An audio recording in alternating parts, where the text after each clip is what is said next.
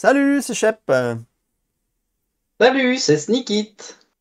Pourquoi c'est Prost? Bienvenue dans cette nouvelle Marvel Championship TV. Aujourd'hui, nous nous retrouvons pour un nouvel Open the Box, l'Open the Box du Faucon, Falcon en anglais.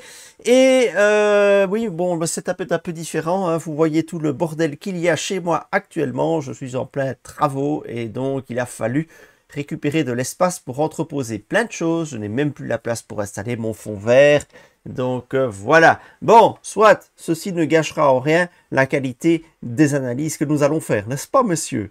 Allez, c'est parti. Le Faucon, 2 de compte, 2 d'attaque, 2 de défense. Il a les traits aérien et Avenger. Lors de la phase des joueurs, jouez avec la carte du dessus du deck de rencontre, face visible.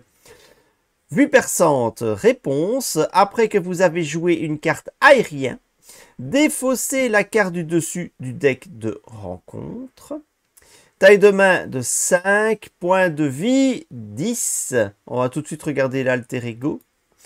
Sam Wilson, 3 de rec, il est shield, vol d'oiseau, action, défausser une carte de votre main pour chercher une carte oiseau dans votre deck ou votre pile de défausse et ajoutez-la à votre main, limite d'une fois par round, et il a une taille de main de 6 en alter ego. Bon, est-ce que vous avez déjà des choses à dire sur le héros juste en ayant vu ça?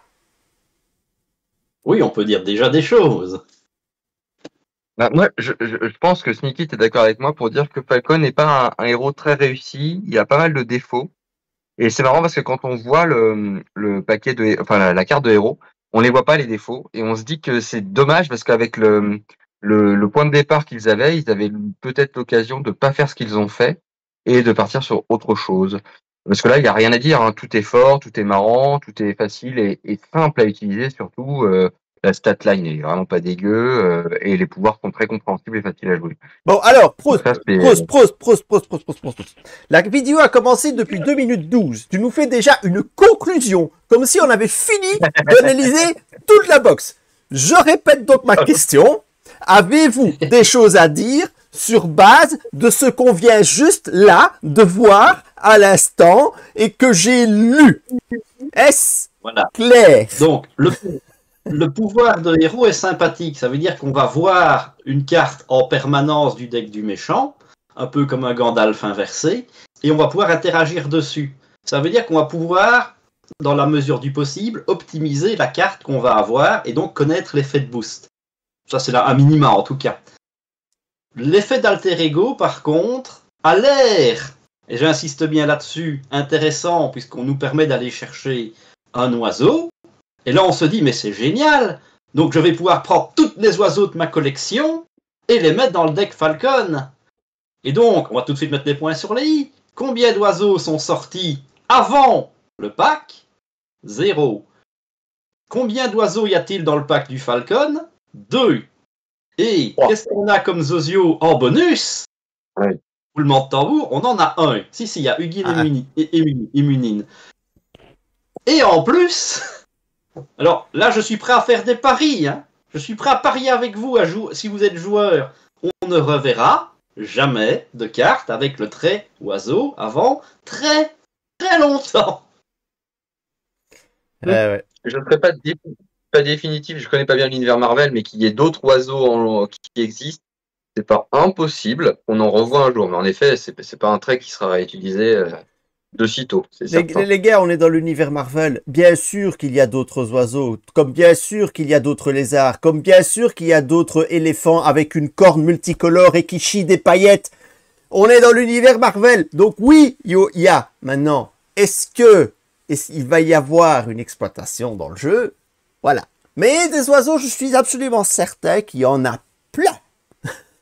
Bon. Après, ça démarre déjà mal, puisque, spoiler alerte, ils ont la bonne idée de faire un oiseau qui est dans la couleur donc du personnage, c'est-à-dire en commandement.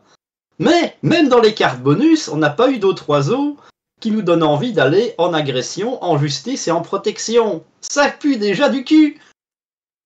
Alors, moi, je salue quand même l'idée. C'est quand même une première dans les jeux de cartes évolutifs. C'est que on va jouer avec la première carte du deck de rencontre face visible.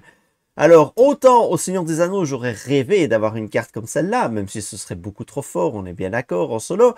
À Arkham aussi, j'en aurais rêvé. Mais ici, est-ce que ça me vend du rêve de voir juste le boost? Ben oui, enfin c'est déjà bien, hein, c'est déjà très très bien de voir juste Arkham, le ça boost. existe. Ça existe Arkham? C'est une exceptionnelle mauve qui est sortie dans le dernier Ah pack. oui, oui, juste. Rappelle- Elle vient juste de sortir, c'est vrai, absolument. Il aura J'ai fallu fumé, du temps, mais blague. elle est arrivée. Oui, j'avais même fait la fête, je crois, à l'Open the Box. Mais Alors, ici bah, le je vois- boost, c'est déjà bien de voir le boost, mais on je vois- aurait aimé voir la carte de rencontre. Mais j'imagine qu'on va pouvoir manipuler ça. Oui, Proust. oui, bah, c'est ce que j'allais dire. C'est que, en effet, tu ne vois que la carte de boost, mais heureusement, grâce aux mécaniques de Faucon, tu vas pouvoir aller voir bah, peut-être plus qu'une carte boost, notamment une carte rencontre, ou ce genre de choses. On va le voir, ça. Ça, c'est Allez, cool. on va commencer à explorer son set de héros. Notons juste que sa statline de 2-2-2, bah, elle est pas dégueu, hein, 2-2-2. On peut tout faire avec lui, Le a 2 2 priori. 10, c'est la base. Alors, on peut peut-être dire tout de suite que moi, j'aurais, ça c'est en avance sur les autres cartes qu'on va voir, mais moi, je l'aurais fait 1, 2, 3 plutôt, vu les cartes sont très orientées défense qu'il a dans son kit. Je comprends pas très bien pourquoi ils sont pas partis sur un archétype défense classique. Mais bon, ça, on aura l'occasion d'en parler. Allez, stick it. Alors, et le rouge, c'est un allié qui coûte 2, qui a 1 de contre, 1 d'attaque, un dégât consécutif à chaque fois, 2 points de vie, les traits aériens, Avengers et oiseau. Action de héros, inclinez aile rouge, renvoyez-le dans votre main et défaussez la carte du dessus du deck de rencontre. Choisissez entre infliger X dégâts à un ennemi ou retirer X menaces d'une manigance. X est le nombre d'icônes, donc de boost et d'effets de boost, dans le champ de boost de cette carte défaussée. Il y a une icône Joker dessus. Alors, sur le papier, il est plutôt sympa cet allié parce que tu l'inclines, mais tu dois le renvoyer dans ta main. Donc, c'est un peu chéro quand même, si tu dois le reposer à chaque fois. Mais tu vas C'est ça. pouvoir faire des dégâts ou Il y a- contrer, il y a deux- surtout pour contrer, hein. Oui. Non, il y a deux types de joueurs avec aile rouge et faucon de manière générale actuellement sur le Marvel CDB. Il y a ceux qui vont jouer qu'avec cette carte et qui vont faire la carte centrale la carte pivot de leur deck. Et ceux qui, à cause des ratios et des coûts, vont estimer qu'elle n'est pas toujours extrêmement rentable et vont la jouer avec parcimonie et vont préférer aller chercher l'autre oiseau de son kit, qu'on va voir après, plutôt que celui-là en priorité. D'un point de vue juste, de quoi? Moi, je suis dans la team 2, hein. J'aime pas ça. Moi, j'ai fait les deux. Et j'avoue quand même que Aile Rouge est assez rentable. Faut quand même se rendre compte que si vous comprez, les deux icônes, c'est déjà rentable. Parce que comme la carte vous revient en main derrière, en termes de coût ratio, ça reste intéressant. Et si jamais vous n'avez pas la carte qui vous intéresse, c'est-à-dire pas un double boost ou voire un triple boost, vous pouvez incliner Aile Rouge pour faire un dégât ou un contre. Et au tour d'après, vous aurez l'opportunité de le refaire. Parce que quand même un petit peu pénible avec cette carte, c'est vraiment le truc le plus pénible, c'est qu'elle doit s'incliner pour activer son action de héros. Parce que si elle pouvait faire son dégât tranquillou et en plus derrière la renvoyer dans ta main pour faire l'action de héros, bon, ce serait peut-être un peu trop fort, mais ce serait peut-être plus synergique et plus facile à utiliser. Là, c'est parfois j'ai mon aile rouge, j'attends parce que vous allez voir Falcon a fait qu'il joue beaucoup sur le deck de rencontre, donc il défausse beaucoup de cartes du deck de rencontre. D'ailleurs, aile rouge est une carte aérienne, donc quand vous jouez aile rouge, vous pouvez d'ores et déjà défausser la carte du dessus du deck rencontre, puisque ça fait partie du move de Falcon. De temps en temps, vous êtes un peu en attente d'avoir la bonne carte pour pouvoir claquer votre aile rouge. Voilà. Et je vous déconseille de vous servir d'aile rouge, par contre, comme un défenseur. Ça, c'est pas vraiment son rôle, même si parfois ça peut aider. Mais au final, ça reste très peu rentable parce que le problème, c'est qu'on voit que le faucon, c'est pour moi son gros défaut, c'est qu'il est très lent. Il a beaucoup de mise en place, Ouais. il met du temps avant d'être efficace. Et dès qu'on rentre sur des scénarios un peu costauds ou experts, ça devient compliqué. Or, les gens qui utilisent aile rouge, en général, ils aiment bien mettre l'Eli Porter, le Queen Porter ou un exercice de cohésion d'équipe pour le rentrer gratuit tous les tours. C'est vrai que si tu le rentres gratuit, ça devient rigolo. Mais c'est compliqué pour au final pas des stats de fou. Si tu fais même faire 3 dégâts, ça reste un maker de la boîte de base, hein, si on veut Ouais. réfurber tes mecs. 3 dégâts, oui, Ouais, mais contrer à 3, je suis désolé, le ratio, il est bon, quoi, non? Oui. Oui, mais il faut Oui, encore oui, les avoir. Et au final, des boosts à 3, encore une fois, si tu joues sur du standard, ben, t'en as pas tant que ça non plus. Hein. C'est vrai. Non, c'est sûr. Après, dans le set de Falcon, on n'a pas encore vu, mais il a un moyen de l'avoir gratos. Hein. On va le voir après, mais t'as pas besoin d'avoir les porteurs ou le Queen Porter pour que cette aile rouge te coûte rien. D'ailleurs, Oui, c'est d'accord, quand, ouais, c'est quand j'ai découvert que la soupe faisait ça que j'ai compris qu'ils essayaient de te faire faire et que c'est quand même un peu complexe, mais ça fonctionne. Allez, Proust, suivante. Alors, oiseau de proie. C'est un événement. Il a le trait aérien et attaque. Action des héros. Attaque. Infliger 4 dégâts à un ennemi. Vous pouvez défausser la carte du dessus du deck rencontre pour infliger un dégât supplémentaire à cet ennemi pour chaque icône, étoile ou boost dans le champ de boost de la carte défaussée. Voilà. Voilà, c'est simple. Cette carte, elle nous avait été teasée. On me l'aurait pas dit qu'elle était dans le kit, je l'aurais deviné. N'importe qui l'aurait deviné. Je vais pas dire que c'est mauvais, je vais pas dire que c'est bien. C'est ni plus ni moins ce à quoi on s'attend dans ce genre de deck et dans ce genre de mécanique. C'est tout à fait logique. Les ratios peuvent être absolument affolants quand on chope un 3 ou un 4. On arriverait à un 2 pour 8, ce qui est monstrueux. Mais bon, on sait très bien qu'on ne le fera pas à chaque fois. Voilà, c'est chose intéressante. Par contre, un truc quand même à préciser, quand vous jouez cette carte, vous ne pouvez pas défausser la carte du dessus du deck rencontre dans le but d'espérer une meilleure carte pour activer son action de héros, puisque ce sera d'abord son action de héros, et ensuite on activera la réponse de Falcon. D'ailleurs, j'interviendrai beaucoup parce qu'il y a beaucoup de mécaniques un peu finaudes qui s'insèrent dans la mécanique de Falcon. Vous allez voir. Voilà, mais en termes de dégâts, c'est une très bonne carte. Et ils ont eu le bon goût de considérer que l'étoile est aussi valable. Oui. Parce qu'on aurait pu juste compter les icônes de boost. Et là, ça aurait été plus problématique. Détail amusant, si on joue comme moi en standard 3, par rapport au standard 1 où il y a plein de cartes qui n'ont aucune icône, le standard 3 a au moins des icônes d'étoiles partout. Donc vous avez toujours au moins ce petit 1 en bonus qui va faire plaisir. Ouais, Oui, tu fais bien de le... Pardon. Oh, non, pas de souci, c'était juste pour souligner effectivement ce que vient de dire Sneakit, ça compte les étoiles, et là pour une fois je dis merci d'avoir pensé à ça, c'est appréciable.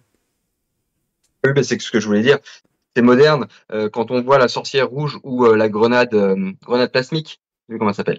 Bref, ces vieilles cartes qui comptent les icônes de boost et qui ne comptent pas les étoiles. Sans dire que c'est un oubli, on voit bien que le jeu a évolué depuis et ils sont un peu plus malins aujourd'hui et ils savent très bien que beaucoup de cartes ont des étoiles. Parce qu'aujourd'hui, il y en a beaucoup.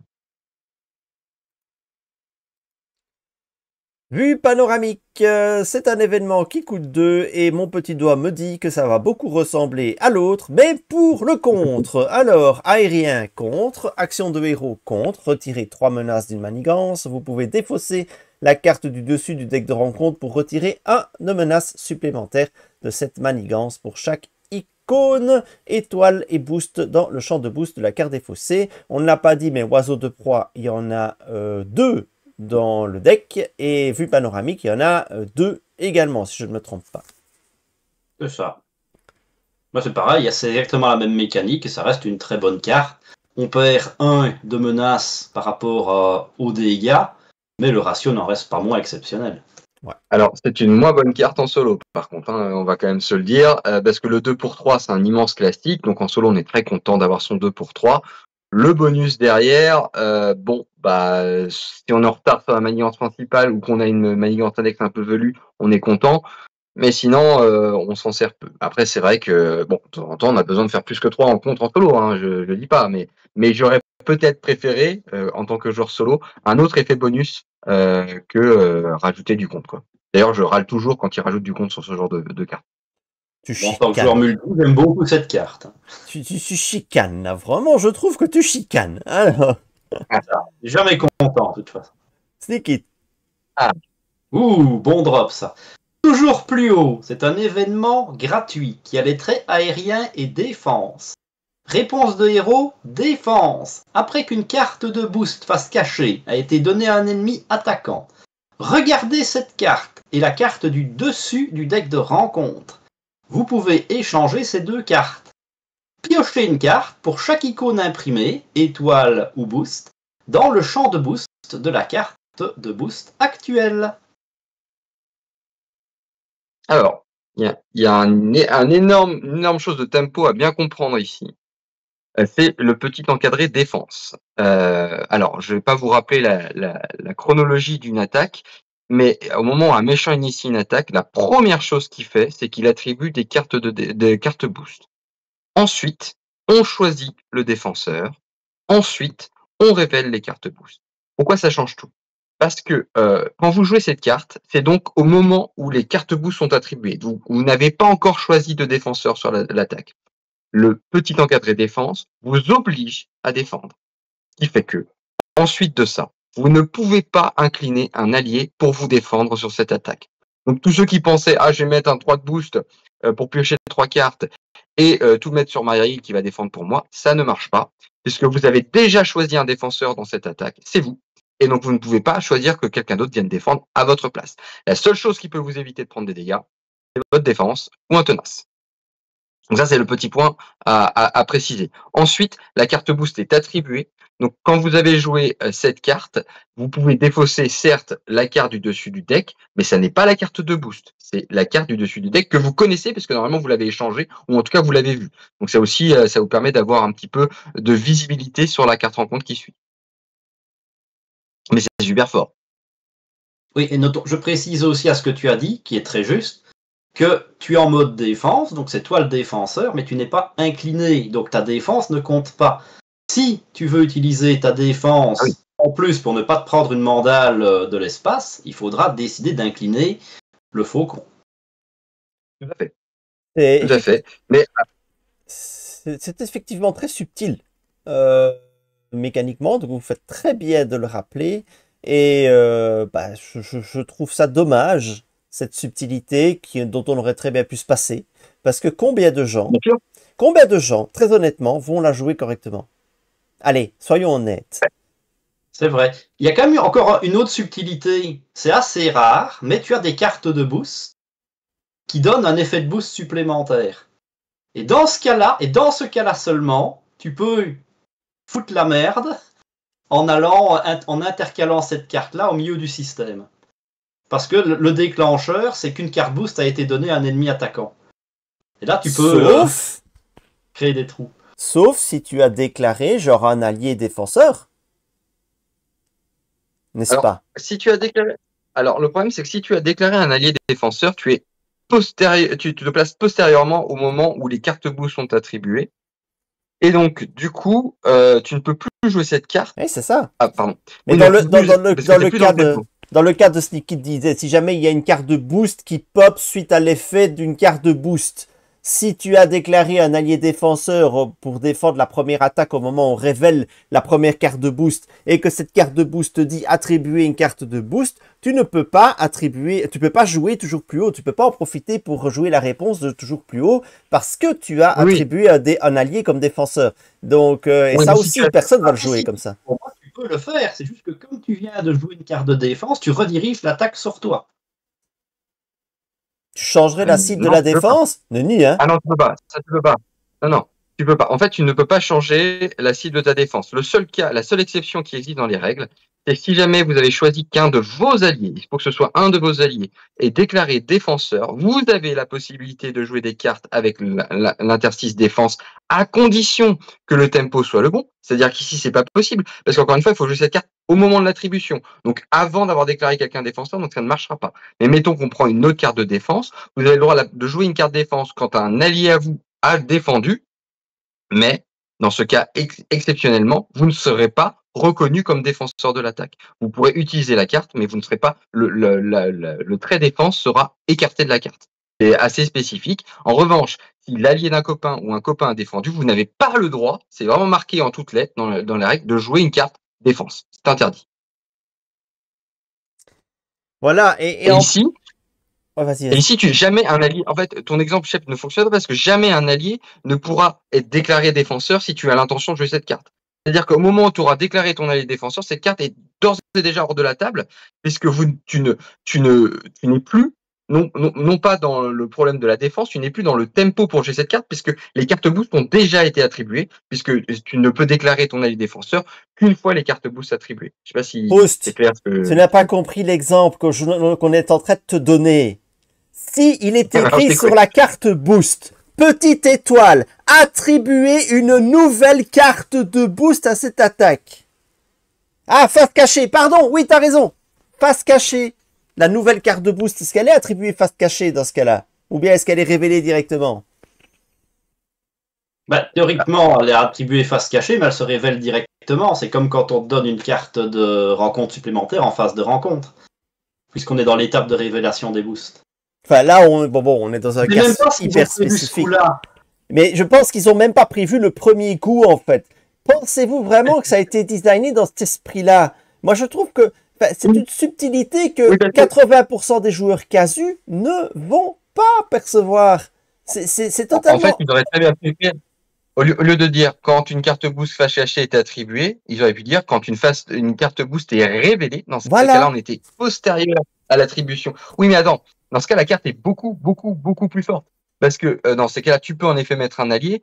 Et comme FFG est en train de se battre contre le chump blocking où tout le monde met des alliés pour défendre les grosses patates, je pense que pour le coup, c'est réfléchi pour justement nous empêcher de se mettre des boosts à 4 sur Maria Hill pour pouvoir piocher 4 cartes et nous, on est super contents. Je pense que c'est malin. Du coup, ça nerf méchamment la carte, on est bien d'accord, mais ça reste malin. Ouais, lutter Il contre le faut. chump block, lutter contre le chump block. Si tu veux pas contre chump block, tu ne permets pas aux alliés de défendre quand tu conçois la boîte de base. Mais c'est quand même fou. Mais ce n'est même pas comme s'ils en étaient à leur coup d'essai. Au Seigneur des Anneaux 2011. Après la boîte de base, tout le monde avait compris que la meilleure stratégie, c'était de vomir de l'allié pour tanker toutes les attaques avec tes alliés. C'est resté efficace pendant des cycles et des cycles jusqu'à ce qu'ils se décident d'enfin faire quelque chose. Et après, Marvel Champions, la première chose qu'on arrive à faire, c'est quoi? Ah, ben je vais le chump block avec un allié. Et puis après, on veut lutter contre ça. Mais je suis désolé. Non, fallait peut-être y penser avant. Maintenant, tu viens pas pourrir le chump block, soi-disant parce que c'est trop fort. Fallait peut-être y réfléchir avant. Surtout que tu avais un exemple avant avec le Seigneur des Anneaux qui te permettait de chump block tout le temps. Donc voilà, je suis mitigé sur cet argument-là. Bon, voilà, j'ai fait ma petite rage du jour. Maintenant, Après, on va continuer. faut bien se rendre compte que ne serait-ce que piocher une carte en ayant choisi du coup un boost à 1 pour vous faciliter la défense, c'est déjà fort. Et si il y a que 2 boosts à 2 par exemple, et donc vous prenez le boost à 2 parce que vous n'avez pas le choix, vous piochez 2 cartes, c'est quand même très très fort. Hein, c'est bon, ok. En fait, c'est malin parce que pour pas, c'est fort de sorte pour que vous soyez pas toujours en train de vous mettre la plus grosse carte boost pour avoir un maximum de cartes. Sinon, ce serait vraiment très fort. Donc, ils ont fait une mécanique pour t'empêcher ou en tout cas te punir méchamment si jamais tu choisis la plus grosse carte boost. Mais c'est malin. Et du coup, je l'ai pas encore fait, mais je pense qu'en vert, il est malin sur Falcon d'essayer de le construire autour du tenace à cause de cette carte pour justement te faire un moteur de pioche. Parce que un tenace, défendre avec un tenace, c'est difficile, mais avec cette carte, vous pourrez. Ouais, bon voilà, je trouve que ça reste de la subtilité pour joueurs experts super pointus dans les règles et que voilà qu'il va y avoir du misplay à gogo dans les chaumières, mais c'est pas grave au final, hein, Mais on mais est là pour expliquer. alors du coup, bah, c'est à Proust. Alors, c'est la nuée de faucons. Alors, moi, personnellement, c'était mon oiseau préféré. Je ne sais pas ce qu'on a pensé Sneakit, mais voilà. Donc, c'est un soutien. Il a le trait aérien et oiseau. Donc, les oiseaux ne sont pas que des alliés. Ça peut aussi être des soutiens. C'est ce qu'on comprend. Il a le trait utilisation 5 jetons. Je rappelle, utilisation, ça veut dire que quand il y a plus de jetons, la carte est défaussée. Et le ressource, retirer un jeton oiseau de cette carte, générer une ressource éclair pour une carte aérien, limite d'une fois par carte. Donc ça veut dire que cette carte ne s'incline pas, que vous, dans le même tour, vous pouvez consommer vos 5 jetons, à condition évidemment d'utiliser 5 cartes différentes. Alors, ça ne m'est jamais arrivé. Par contre, oui, très régulièrement, je m'en suis servi 2 à 3 fois par tour. Ça va très très vite et c'est très très fort parce que c'est un générateur, enfin pas illimité, mais c'est quand même, c'est mieux qu'un générateur de ressources d'une certaine façon. Et il m'est arrivé presque systématiquement quand je vais en alter ego d'aller me tutorer cette carte pour la faire revenir parce que je la trouve extrêmement forte. D'ailleurs, elle est tellement forte que personnellement, j'ai retiré les ressources aériennes de mes decks Falcon en me contentant de celle-ci pour me faire de la place. C'est jamais qu'un gain de plus 3, hein. Oui, mais en termes de ratio, c'est plus que ce qu'on a l'habitude. Les cartes de générateurs de thunes qui étaient grises, par exemple, bah, c'est 2 pour 3. Là, tu as 2 pour 5. Ouais, mais Sachant qu'il va pouvoir qui joue les cartes générateurs de thunes en gris encore aujourd'hui? Alors, c'est surtout que le générateur de thunes en gris, qui est jouable, hein, moi je l'aime bien, il faut l'incliner. Faut l'incliner? Oui, il faut l'incliner. Oui. Oui, il faut l'incliner. Donc du coup, c'est quand même moins efficace. Vraiment, vous avez 2 cartes aériennes en main, vous avez cette carte sur la table, il faut imaginer que vos 2 cartes aériennes ont un coût réduit de 1. C'est comme si vous aviez la double ressource aérienne pour ces 2 cartes. Je sais pas si je suis assez clair, mais En gros, l'idée, tu c'est que fais c'est quand même zéro de gain. À ce moment-là, tu fais zéro de gain. Parce que tu as payé tes 2 ressources d'économiser, tu les as payées pour poser ça. Oui, Oui, évidemment. il produit Ah, 5. évidemment. Donc le tour où tu le fais, tu vas faire 0, mais le tour suivant, tu feras plus 3. Oui, bien sûr, mais donc j'ai pas dit que c'était pas bon, hein. C'est très honnête, mais moi je trouve que il faut que tu te payes pour poser ça, et ça fait rien sur le moment. Oui. Donc, Il y a des utilités de le poser gratuit aussi, s'il y a que ça pour te faire plaisir. oui, bien sûr, j'imagine. Bah oui, mais ça, on peut le faire pour tout, hein. Mais voilà, ça nécessite de réfléchir un peu. Ça va pas de soi. Ça va pas de soi, cette carte, je trouve. Il faut la rendre optimale. Déjà en ayant plein de cartes aériennes. Ça me paraît ça me paraît la base. Mais voilà, Ça, oui. faut se dire que il va falloir payer 2 pour poser cette carte. Donc ça va être un tour où tu as 3 cartes de ta main qui peuvent potentiellement partir pour juste poser ça et pas encore l'exploiter. Alors après, évidemment, tu y gagnes. Mais parce que vous allez me dire, c'est comme tous les générateurs de ressources, Shep. Oui, c'est vrai, c'est comme tous les générateurs de ressources, sauf que celui-ci va pas rester ad vitam aeternam. Voilà. Oui, mais les générateurs de ressources ne peuvent pas être utilisés plusieurs fois dans le tour. Donc, C'est vrai. il y a quand même il y a l'intérêt. Enfin, vraiment, j'étais pas emballé par cette carte. Et la première fois que je l'ai jouée, j'ai eu beaucoup de mal à m'en passer par la suite. Vraiment, ça a changé complètement mon deck building et ça a changé ma façon de générer, enfin, de gérer les ressources de Falcon. Surtout que les ressources jaunes, sans être des bangers pour quand on joue aérien, c'est quand même pratique. Vous avez la guêpe, vous avez pas mal de cartes comme ça qui demandent des ressources jaunes, donc c'est en plus la bonne couleur, quoi. Ok, soupe populaire. Soupe populaire est un soutien lieu qui coûte 1. Action d'alter ego. Incliner Sam Wilson et soupe populaire. Donc c'est pour soigner Sam Wilson d'un nombre de dégâts égal à sa rec et réduisez de 2 le coût du prochain allié ou soutien joué à cette phase. Ben, sur le papier, ça a l'air sexy, mais en vrai, je n'arrive pas à tirer parti de cette carte.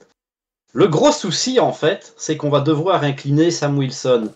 Alors certes, pour le faire rec, avec le bonus d'avoir une réduction de coût plus tard, une réduction de coût qui peut être pour les autres joueurs, ça c'est quand même intéressant.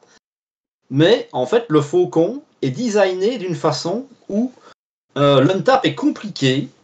Tu vas avoir envie de défendre de par ces cartes, et donc t'as pas le tempo pour aller vraiment régène et bénéficier des bonus de ça.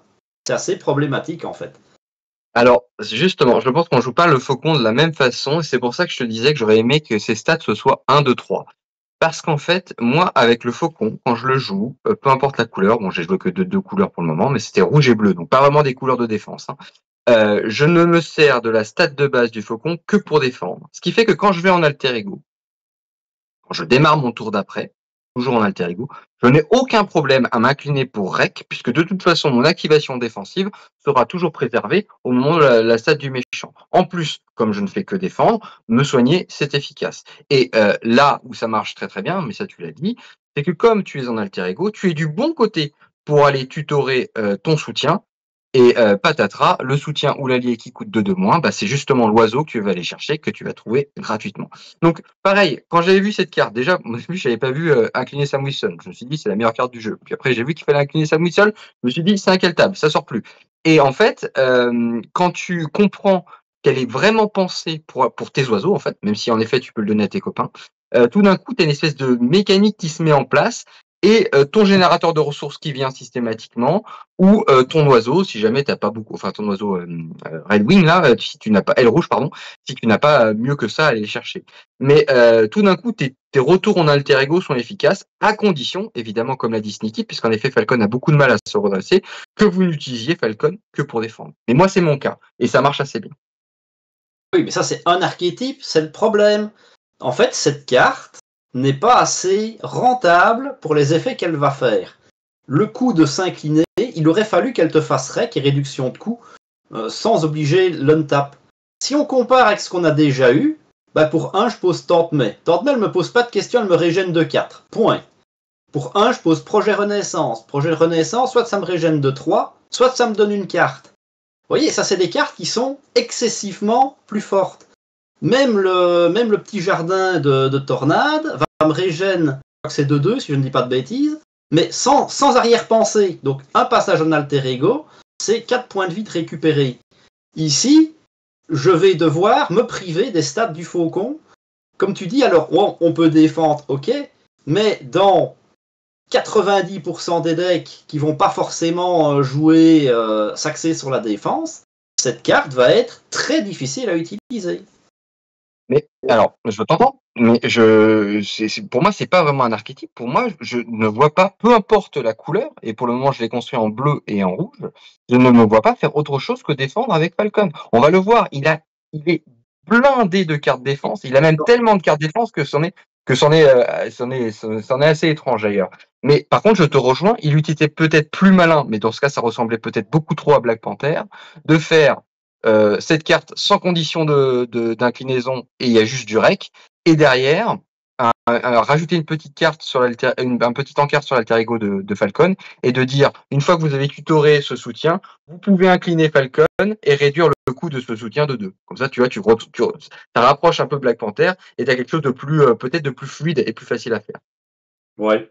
Mais voilà, si tu présentes un allié, enfin un héros dont le but est uniquement de défendre, on est sur un gameplay triste, je suis désolé.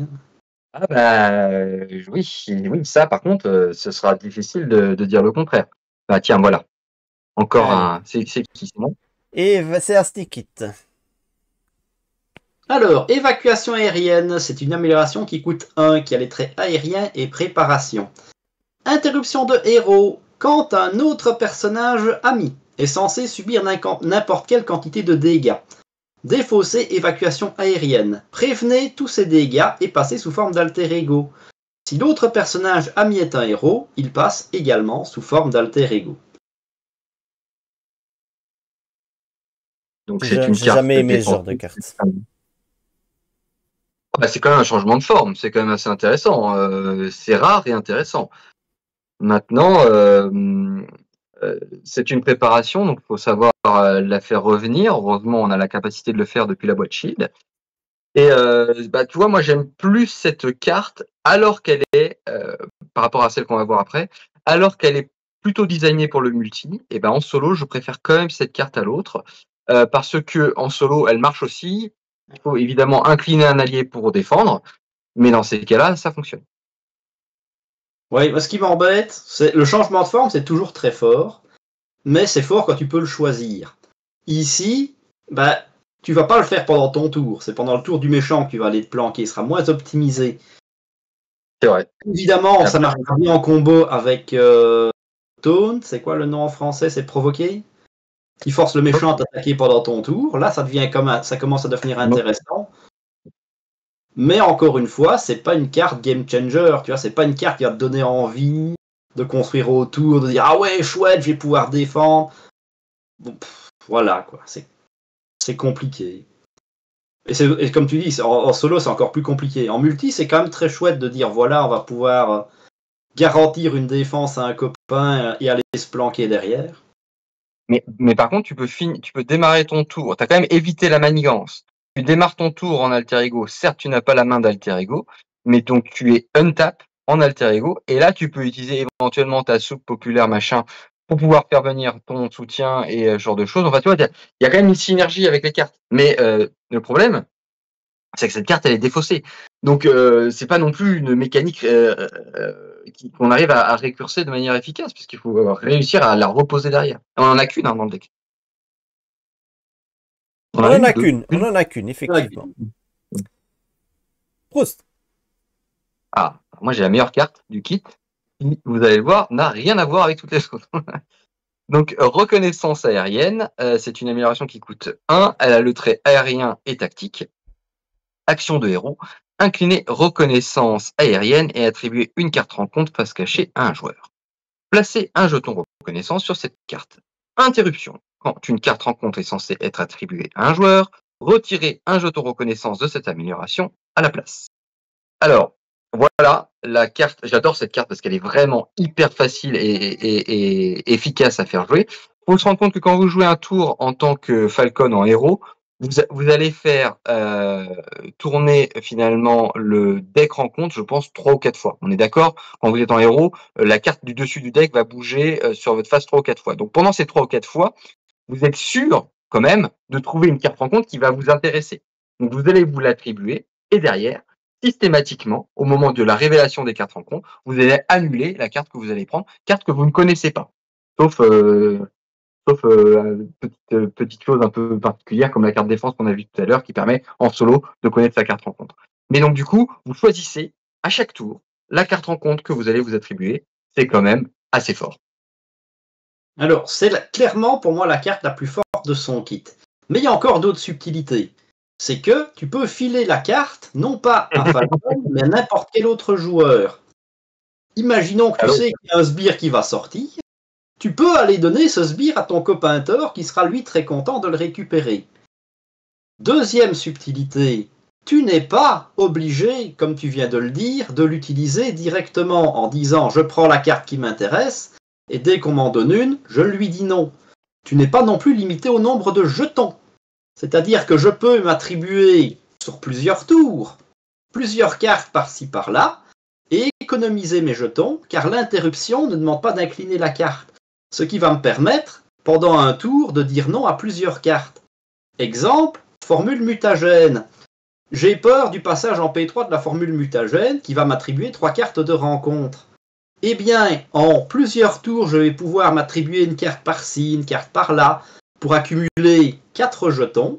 Et quand je passe en P3 de formule mutagène, je vais dépenser 3 de ces jetons pour dire non, je ne veux pas ces cartes. Merci. Tu as tout à fait raison. Il faut quand même bien préciser que la carte rencontre que vous défaussez, vous ne la connaissez pas. Sinon, ce serait trop fort. Et sinon, en effet, vous pourriez facilement accumuler les jetons parce que si vous voyez la carte rencontre qui arrive et vous dites, bah, celle-là n'est pas dangereuse, je peux me permettre de la prendre, ben, en effet, ça vous permet d'accumuler les jetons. Mais comme on ne connaît pas la carte, souvent, on va peut-être pas prendre le risque, sauf dans les cas que tu viens de citer, ou dans les cas autres où vous avez une connaissance de la carte rencontre. Et dans ce cas-là, vous avez un peu plus de contrôle sur la partie. Mais c'est archi fort. C'est archi fort. Moi, je l'active à chaque tour. Oui, moi aussi.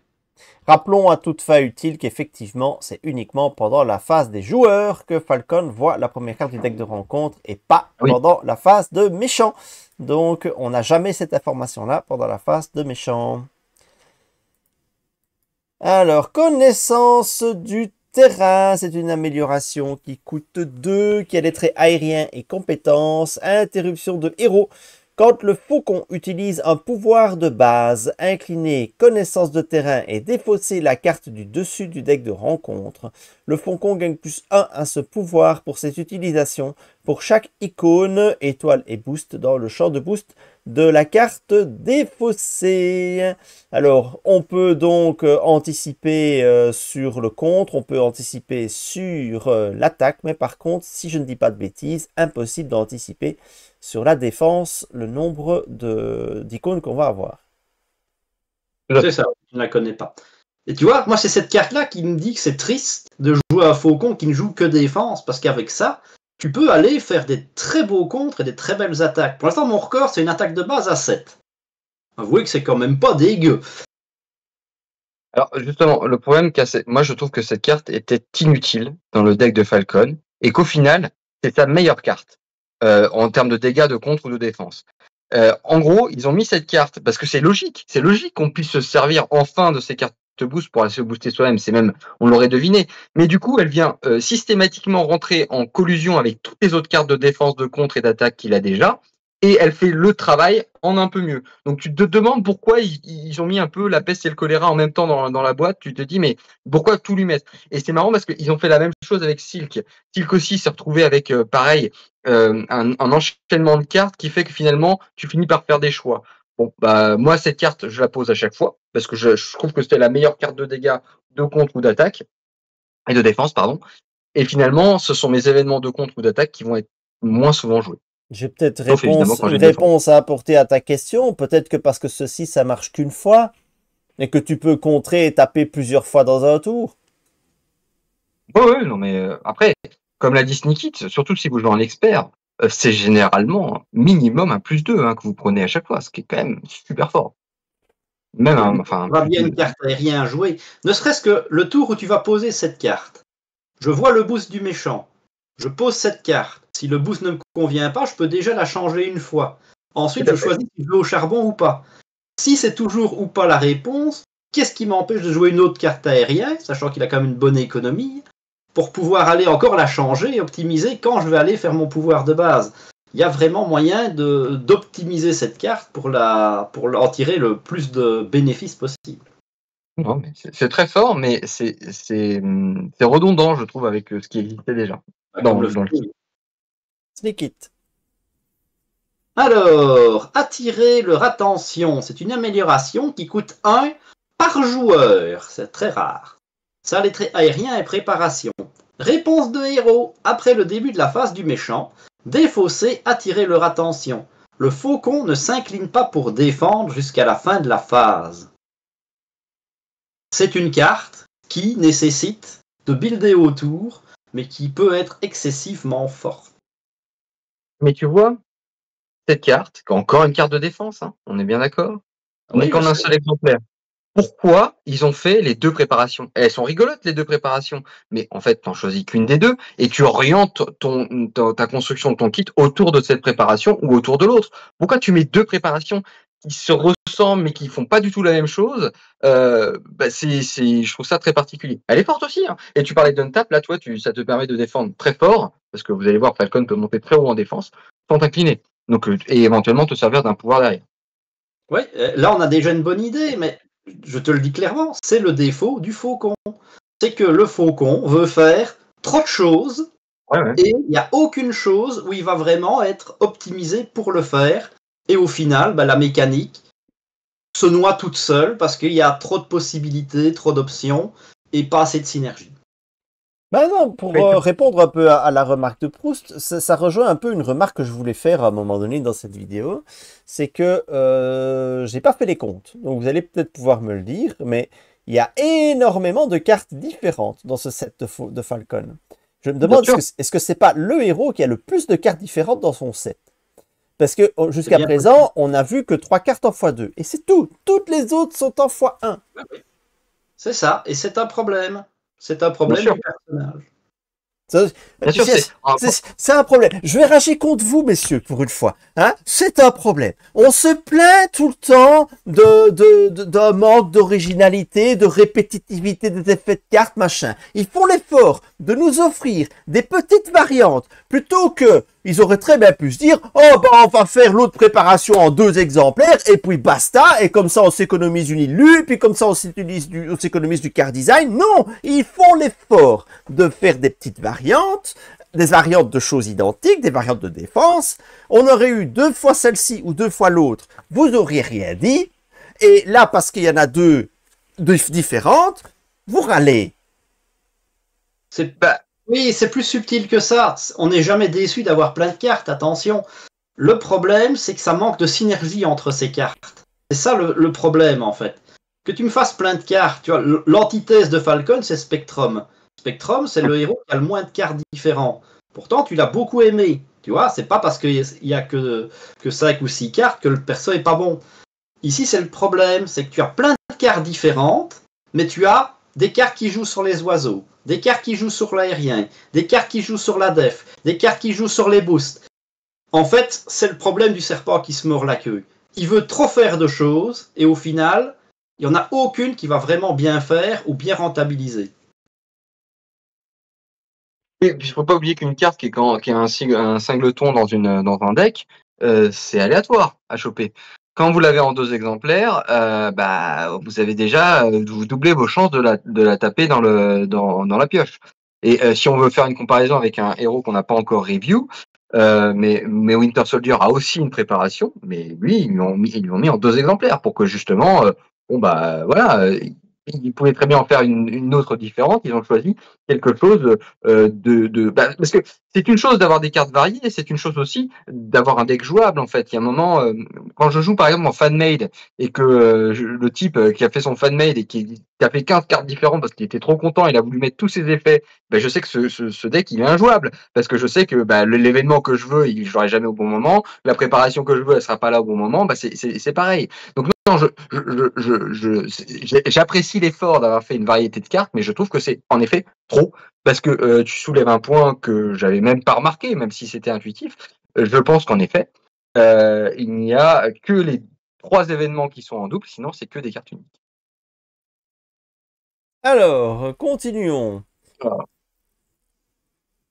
C'est à qui? C'est à moi peut-être. Ligne de grappin, c'est une amélioration qui coûte 2. Objet, réponse de héros. Après avoir résolu votre capacité vue perçante, défaussez la ligne de grappin. Pour chaque icône dans le champ de boost de la carte défaussée, choisissez une option, redressez un personnage que vous contrôlez ou sonnez un ennemi. Alors ça, encore une fois, c'est très fort, parce que ça va permettre de redresser plein de personnages, voire de mettre un petit sonnet au passage, qui n'est pas dégueu. Mais encore une fois, c'est encore une carte qui va poser problème, parce que tu dois payer 2 pour la poser, tu dois la déclencher, et après elle s'en va. Hein, c'est pas un permanent. Et ça rentre encore dans le problème de Falcon, il a un nombre incroyable de cartes à poser, de mise en place à faire, plus celles qu'on n'a pas encore vues, bien entendu, parce que tout le kit est basé là-dessus. Donc oui, c'est une bonne carte, mais ça reste compliqué. Alors le principal problème de cette carte, c'est qu'elle n'a pas le trait aérien. Parce que si on y réfléchit, si c'était un événement qui disait défausser la carte du dessus du deck rencontre et pour chaque icône redresser un personnage et sonner un ennemi, je le paye 2 tous les jours. Le problème, c'est que quand vous allez poser cette carte en jeu, vous n'aurez pas la possibilité d'enclencher la réponse de Falcon et donc éventuellement d'enclencher cette carte. Alors, il y en a qui diront tant pis, tu le feras au tour d'après, tu paieras une autre carte aérienne, mais de temps en temps, tu n'as peut-être pas les moyens de payer une autre carte aérienne. Et je pense que pour plus de fluidité, cette carte aurait beaucoup gagné si elle avait eu le trait aérien, parce que tu aurais pu la jouer tout de suite. Ah, t'as un boost à 3, bam, t'envoies cette carte, tu la joues, tu redresses ton allié, tu redresses Falcon, tu sonnes le méchant, et voilà, t'as eu le sentiment de t'être rentabilisé. Alors que poser la ligne de grappin, moi j'ai remarqué qu'à chaque fois que je l'ai payé, je ne l'ai quasiment, je l'ai oublié après. J'ai complètement oublié que j'avais cette carte, et elle est restée à mourir sur mon plateau, en me disant bon c'est pas le bon moment, ou j'ai pas incliné tout le monde, et puis finalement je fais autre chose, et du coup je m'en sers pas. Moi, en règle générale, je n'aime pas ces cartes, cette amélioration que tu poses pour les utiliser en usage unique plus tard dans la partie, parce que comme toi, Proust, j'ai tendance à les oublier. C'est ça, en fait, ça me mauvais fait design, chier. C'est il n'y a lourd. aucune justification. Ouais. Ils auraient dû faire un événement de cette carte-là, Ouais. comme Proust le dit, tu en fais un événement aérien, tu le mettais en x2, et tu retirais une des autres cartes doublons. C'était beaucoup mieux, beaucoup plus fluide, plus intéressant. Parce que de l'untap, on en a besoin dans ce deck, et c'est ta seule solution. Enfin, il y a une solution bleue, mais elle pique trop cher. Elle est testée, ça marche. C'est même pas une préparation, c'est vraiment, il y en a pas beaucoup, des cartes amélioration qui sont défaussées, qui ne sont pas des préparations. Il va y avoir celle de Miles Morales, je crois, mais elle coûte que 1. Enfin, tu vois, c'est vraiment rare comme design. Et encore une fois, si ça se justifie comme un événement, ça marche. Mais là, ça ne se justifie pas comme un événement parce que il ne peut pas être le propre trigger de son action. Donc c'est vraiment le problème avec cette carte. Sinon, sinon je jouerais tout le temps. Allez, la dernière carte du set de Falcon, Sneak It. Microtissu de vibranium, c'est une amélioration qui coûte 2, qui a les traits tech, et Wakanda. Le faucon gagne plus 1 de def. Interruption de héros. Quand le faucon est censé subir n'importe quelle quantité de dégâts, inclinez microtissu de vibranium, prévenez un de ses dégâts et infligez un dégât à un ennemi. C'est super fort. Quand on avait fait la news, j'avais dit tiens, il manque une carte pour augmenter sa def. Et ben voilà. Mais en plus, celle-là, c'est pas un plus 1 de def, c'est virtuellement un plus 2, puisqu'il y a une barrière d'énergie auto-include. C'est très très fort. Oui, ce qui est très fort en plus, c'est que tu n'es pas obligé de l'utiliser. C'est-à-dire que si jamais ton seuil de def annule l'attaque du méchant, tu te gardes tes ailes en vibranium pour l'attaque du sbire qui est à côté, qui va faire un dégât et qui va se prendre dans la figure. C'est super fort. Mais c'est pas du ralage que je vous fais, mais encore une carte de défense. C'est la 6e qu'on vient de voir. C'est quand même hallucinant de voir à quel point ce personnage n'a été pensé que pour faire de la défense, que pour protéger. Et avec ça, quand tu as un ennemi qui est riposte, c'est qu'à pisser de rire, parce que tu vas lui fracasser sa tronche et en plus tu lui renvoies sa riposte sur la tête. Ah, c'est bon ça, effectivement. C'est bon ça. Maintenant, bon, Il y a d'un autre côté, messieurs, fluffiquement, le mec, son super pouvoir, c'est juste de pouvoir voler. Donc, Oui, ben, on s'attend à quoi? Angel, je trouvais Angel beaucoup mieux réussi. Donc voilà. Il y a voilà. il y a un autre combo à faire avec cette carte, c'est la carte Objectif Clair. Puisque Objectif Clair vous demande d'infliger un dégât et donc pas forcément de subir le dégât. Et donc tu peux infliger un dégât à Falcon, le renvoyer vers un adversaire et générer une ressource. Et je t'ai des idées en bleu, ça marche très bien. On vient de terminer le passage en revue du set de Falcon. Donc, il y a 12 cartes différentes dans ce set, je confirme. Et j'entends de votre part que vous êtes un petit peu mitigé. Alors je pense que moi, je suis un peu déçu, en fait. Je m'attendais à quelque chose d'exceptionnel et je me suis retrouvé à quelque chose de compliqué.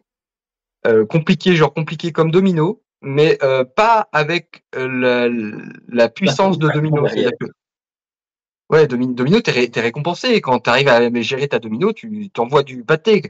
Là, c'est un peu lourdingue. Donc moi, c'est ce que j'ai dit en intro. Mon Falcon, je l'ai construit que de manière défensive, peu importe la couleur dans laquelle je le joue. Donc en gros, je le fais défendre. Et derrière, je me sers de mes alliés ou d'autres cartes éventuellement, on va les voir notamment, pour faire fonctionner ce qui manque à Falcon. Donc Falcon, en fait, est mon gardien. Il va protéger les dégâts, protéger le deck rencontre aussi, parce que finalement, il a quand même accès aux cartes de rencontre. Et finalement, il va peu s'activer pour faire avancer le scénario. Ça va plutôt être mes alliés qui vont le faire. Et c'est comme ça que j'ai trouvé mon bonheur d'une certaine façon avec lui. Alors, Falcon, il vient en commandement dans son préconstruit. Donc, voyons un petit peu les cartes commandement qui sont dans le deck. Alors, il y a du reprint avec Adam Warlock. On le connaissait déjà. Aéro, je crois que c'est nouveau ça. Oui. C'est nouveau. Aéro. Donc, c'est pour Proust. Alors, c'est un allié qui coûte 3, qui fait 1 de compte pour 1 dégât consécutif, 1 d'attaque pour 1 dégât consécutif. Elle a 3 points de vie, le trait aérien et le trait agent d'Atlas. Ça, c'est cool. C'est nouveau. Enfin, ça n'existe pas. Et ça n'existera jamais plus. Oh, peut-être qu'il y a d'autres agents d'Atlas, je ne sais pas. Incliné héros, choisissez un joueur jusqu'à la fin de la phase. Chaque personnage aérien que ce joueur contrôle gagne plus 1 d'attaque. Donc c'est la réédition d'un personnage qu'on a eu aussi en reprint ici, qui s'appelle Cloud9 en anglais, qui s'appelle 7e ciel, qui t'augmente de 1 le contre. Alors sans dire que c'est mauvais, je préfère jouer 7e ciel tout le temps, parce que gagner plus 1 de contre à tout le monde, c'est plus intéressant que plus 1 d'attaque. Et vous me direz, bah oui, elle fait l'autre, mais il y a un moment, vous avez plus de place. Donc vous êtes bien gentil de vous rajouter un millier d'alliés qui va s'incliner sans faire rien d'autre que d'ajouter des stats. À un moment, il n'y a pas trop la place. Donc cette carte, il m'est arrivé de la jouer parce que de temps en temps, elle arrive dans ma main et comme en plus elle a un trait original, on va le voir pourquoi, c'est intéressant, mais ça peut être intéressant. Ça m'est arrivé de la jouer. Mais je trouve que sa copine sur le contre est plus intéressante et je m'en suis plus souvent servi. Après, ça reste sympa. Ils ont pensé à faire le pendant justement de l'allié qu'on avait déjà pour renforcer l'archétype aérien bleu, qui reste à mon sens l'archétype aérien le moins intéressant. Le faucon vient dans cet archétype-là, et moi je l'ai buildé, j'essaie de le faire jouer là-dedans. Ce qui est pas mal, mais encore une fois, on a vu que le faucon voulait beaucoup se défendre. Or là, à ce moment-là, si le faucon passe sa vie à défendre, quel intérêt tu donnais plus un d'attaque? C'est toujours le même problème. Tu donnes plus un d'attaque à Rocket. Bon, Rocket n'est pas dans le deck. Pas dans le paquet, d'accord. C'est vrai que c'est dommage que ça prenne des slots d'alliés à ne rien faire parce que c'est un allié qui ne fera rien. Et donc, ce que tu gagnes dans la stat d'attaque, tu le perds dans le slot d'allié qui est bloqué. Donc, oui, ça me paraît un peu lourdingue. Et plus efficace avec ce 7e ciel, évidemment, parce que le contre est plus fort que l'attaque à Marvel Champions. On est d'accord, 7e ciel qui est un reprint. Et puis si tu t'amuses, parce qu'ils ne sont pas limités, si tu les utilises 2-3 fois dans le tour, ils vont booster toute ton armée en conséquence, évidemment. Ouais, il faut les détapes et il faut avoir une armée derrière, donc il te faut augmenter ton nombre de slots d'alliés. C'est usine à gaz. Mais bon, c'est le genre de deck que je suis capable de faire. Hein. Moi, j'aime bien ce genre de conneries. Mais bon, voilà, ça reste usine à gaz, je pense. Alors, Hugin et Munin, ou Hugin et Munin, je ne sais pas trop comment on les prononce. C'est Asgard, donc c'est nordique, donc je ne sais pas trop comment ils prononcent là-bas. C'est les corbeaux de Nain, tout simplement, donc c'est de la mythologie viking, donc ça se prononce à la scandinave. Donc ça coûte 2, c'est unique. Ça coûte 2, c'est un allié, 1 de contre, 1 d'attaque, 1 dégât consécutif pour les 2 points de vie. Les traits aériens, Asgard, oiseau. Réponse, après l'entrée en jeu de Hugin et Munin, cherchez un sbire parmi les 10 cartes du dessus du deck de rencontre et mettez-le en jeu, engagé avec vous, pour redresser un personnage que vous contrôlez pour chaque icône, étoile ou boost dans le champ de boost de ce sbire. C'est un allié qui est très sympa, parce qu'il va permettre de redresser. En piochant parmi 10 cartes, on va souvent quand même trouver un allié intéressant, un sbire intéressant. Et donc ça va permettre d'amener de l'untap dans un deck qui en a quand même besoin. On vient de voir 2 alliés qui en ont envie et le faucon qui en a envie de lui-même. Donc c'est plutôt sympa. Le deuxième effet qui se coule, c'est que ça permet évidemment de se débarrasser d'effets désagréables du sbire, comme un éventuel renfort, incitation, ou que sais-je. Alors, il faut préciser quand même que c'est une réponse, c'est pas une réponse forcée, donc vous n'êtes pas obligé de l'activer. Personnellement, je l'active pas souvent, parce que j'ai remarqué que le petit sbire dont tu vas vouloir te débarrasser très facilement vient généralement avec une seule icône. Donc, le jeu n'en vaut pas vraiment la chandelle. Si c'est pour immédiatement éliminer le sbire que tu as fait rentrer, finalement, tu n'as pas gagné grand-chose. Néanmoins, ça va dépendre de ta connaissance du DR. Parce que, par exemple, dans la campagne Crâne Rouge, tu as ce brave petit soldat d'Hydra qui est 2-2-2, mais qui a 2 icônes en dessous, donc qui en fait une cible très intéressante. Mais par exemple, aller chercher le monstre, si tu as la possibilité de t'en débarrasser en main, qui a quand même une icône d'étoile et 2 icônes de boost, ok, 6 points de vie, mais qui a un effet d'arrivée en jeu qui va te sonner, dont tu te débarrasses, ça rend aussi très intéressant. Donc c'est une carte qui s'envisage quand tu maîtrises ton sujet. Ça, c'est sûr. Et c'est surtout, mais ça, on le verra par la suite, une carte qui a 3 traits. Et ça, c'est très rare. Et ça va être utile, effectivement. Et donc, c'est quand même le seul putain d'oiseau qu'on ne verra jamais hors Falcon. Hein. On va pas cracher dessus. Bah si, tu le mets quand même dans Thor, ça. Oui, si tu joues à Thor bleu, mais je veux dire, Falcon, il aime les oiseaux. Donc, si tu veux plus d'oiseaux que ce que ton kit te donne, t'as pas le choix. Tu dois jouer Guinée-Muni. C'est vrai. Spectrum, est-ce que c'est un reprint? Oui, hein? Non? Non, c'est inédit. Ah, voilà, pardon. Sneak It, c'est pour toi. Donc, c'est un allié qui coûte 5. Il y a 1 de contre, 1 d'attaque, 3 points de vie, les traits aériens et Avengers. Réponse! Après avoir joué Spectrum, intercalez sous elle une carte utilisée pour la payer. Si cette carte a comme ressource imprimée une ressource mentale, Spectrum a plus 2 de contre. Une ressource physique, Spectrum a plus 2 d'attaque. Une ressource énergie, Spectrum gagne plus 2 points de vie. Une ressource joker, appliquez toutes les options ci-dessus. Question, si j'utilise une double ressource, ça se cumule? Alors, les conditions d'obtention, si c'est une double ressource différente, oui. Oui, bien Si sûr, c'est ça une oui. double ressource identique, non. Parce que Ok, tu ne peux c'est de pas la merde. On va construire passer à la suivante. Je suis désolé. Je ne paye pas 5 pour ça. C'est à chier. Si elle Alors, est 2-2-5, si elle est 3-3-5, qu'en penses-tu? Oui, mais ah oui, attends. Il faut que tu ailles chercher les rares cas où tu peux avoir deux icônes différentes quand tu la payes sur une seule carte. Il y a combien de cas Non, non, possibles? non, avec le Joker, non, elle a non, tout. avec le Joker, avec le pouvoir du commandement, par Ah, exemple, tu ah auras tout. ouais, ah ouais, Voilà. ah ouais, ah ouais, Et d'accord. donc, Bon, ok. un combo qui marche très bien ici, si tu as besoin d'un Joker, par exemple, c'est d'aller chercher ton Kwikwi, et le rouge, qui a un Joker. Donc tu vas chercher Kwikwi et tu utilises pour payer Spectrum. Par contre, n'essaye pas de payer avec un Joker du Queen Porter, par exemple, ça ne marchera pas. Mais là, Oui, tu bien as sûr. Garrosh. Bien sûr, bien sûr. Il faut que ce soit une icône imprimée sur la carte.